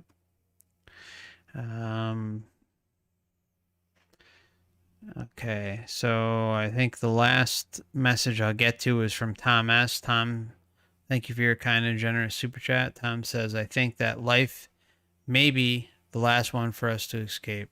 I'm sorry. I think that this life may be the last one for us to escape. There may not be a second chance due to transhumanism. I could be wrong, though. Yeah, I think, transhumanism is a big, big issue, right? And it seems that they're priming the pump for that to be the future. I mean, it's everything, every single thing points in that direction. And it's designed to get us to believe in a certain thing and give ourselves over to it. And then just imagine having to reincarnate here yet again and be born into transhumanism. I can't think of anything worse. I just can't. And this goes again back to what we were talking about earlier in the stream, the inner generational indoctrination, right? On and on and on. If you're growing up in a family that doesn't see anything wrong with transhumanism, or, I mean, there's things you can't even talk about that we can give examples for that we've all likely fallen into because of that intergenerational indoctrination throughout the years that our parents had and our parents' had, and on and on and on. That type of thinking or belief system that is passed down through the matrix can be a big, big issue. And transhumanism is no exception in that, right? I've already seen things mentioned that, you know, if you, I mean, I don't know how much truth there is behind this, and maybe some of you in the chat or in the comment section can leave something below, and maybe you ran across this, but I ran across a little bit of it, and I can't necessarily say that this is fact, but apparently there's already shaming going on about those who are against transhumanism. Can any of you confirm that in the chat or in the comment section? Like, it's almost, you know, kind of like the thing that we dealt with over the last few years, and, you know, if you don't do this, then, you know, you can't do that, and all that. I mean, it's the same type of mentality. So I'm just curious if any of you have run across that, and if so, if it is a bigger issue out there than it is, then it's clearly programming for parents in the here and now. And of course, they're going to come at all this. I mean, really, the big angle that they're going to come at this with is things like, oh, well, we'll be able to heal depression and anxiety and mental illness, and you know, if you lost a leg or an arm or this, that, like, there's going to be poster children that are linked to all this, right? And it's going to, again, the carrot and the stick. It's going to be dangling. The carrot's going to be dangling the whole time. And who, if someone doesn't know how deep this whole nightmare goes, obviously they're going to want to take something or be implanted with something so that they don't feel that way. But meanwhile, they don't realize that in the terms of service agreement, between all the endless pages that they're going to sign and consent themselves to, they're not going to know that, you know, the manufacturer, the creator, the network that is involved with these chips and these implants and all that is going to be able to take them over completely, or at least in a massive way. And I'll go one step further and say that even with all this in place and where this is all leading, and it's a freaking nightmare. There's no two ways about it. But to be honest, I'm not worried about it whatsoever, at all. I'll have nothing to do with it. I mean, really, most of us sitting here today, if not all of us sitting here today, will go through our future, and yeah, things will be weird. There's no doubt that in our lifetimes, things are going to be weird as hell. There's going to be a lot of crazy shit going on out there. But does that mean that we're going to fall into this? No. We see right through their BS, right? But for those who are young, those who are born into families that are completely on board with, oh, well, you know, I can help my daughter or my son or my wife or my husband or my mom or my dad, you know, with their physical ailments or their mental issues like depression, anxiety, and stuff like that. If I can do all that, well, then why wouldn't I? This is the newest technology on the block. This is how they're going to get into us. It's really diabolical stuff. And then, and of course, we can talk about Elon Musk. I mean, I'm going on a tangent here, but we can talk about Musk, right? Why do you think the whole Twitter thing happened, right? The Twitter thing happened because what it does is creates a bond with all of us. Not with me, not with you probably, but it creates a bond in the psyche of individuals out there that, oh, well, see, Elon is for free speech. Elon is for this and this and that. And of course, we can sit here and talk about how much BS is surrounding the whole Musk psyop, right? I mean, it's massive, massive. But let's just take it down to what they're trying to do. And it couldn't be more clear that they want you to trust him. They want me to trust him. They want all of us to trust him so that they can sneak and weasel their way into your brain, your mind, your arm, wherever the heck the chip is going to be implanted. See, Elon Musk worries about free speech. Elon Musk worries about AI running rampant, like he's talked about how many times. That, Elon Musk is the savior in all of this. And he's just one individual. And that's how they're going to get people. They're going to get people and say, oh, well, Elon, look, there's the evil, there's good and evil, right? And so the good will be Elon Musk. The evil will be whatever, Facebook or some other company or the government, however they're going to do it. But the point is, it's all sides of the same team, running interference on us. I mean, yeah, the transhumanism thing is absolutely bonkers. And it's so blatant to see once you dig into it, but you can't help but feel bad for those that don't see it, right? I mean, like we're right on the precipice of like a tipping point, right? I mean, even like that chat, what is it? The chat GPT thing or whatever they call it. That's a whole nother thing. And he's involved with that. It just goes on and on and on. Everything is being set up so that new generation, old generations fall for it. And when you have things like inflation, you have things like lack of access to healthcare and everything you could think of, all the things that make someone's life difficult and just hard to get through.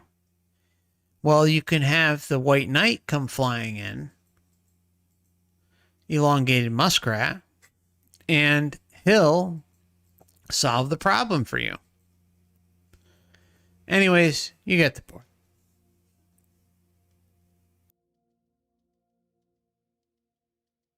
So, say no to elongated muskrat, and I will see you all I'll see actually some of you tomorrow. The monthly members live stream is tomorrow, Sunday, February 26th at 7 p.m. Eastern Standard Time.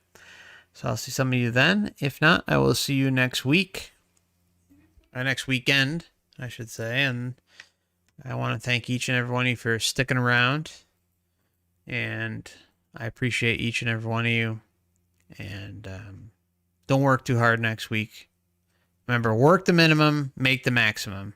Fuck this place. All right, much love, my friends. Take care of yourselves.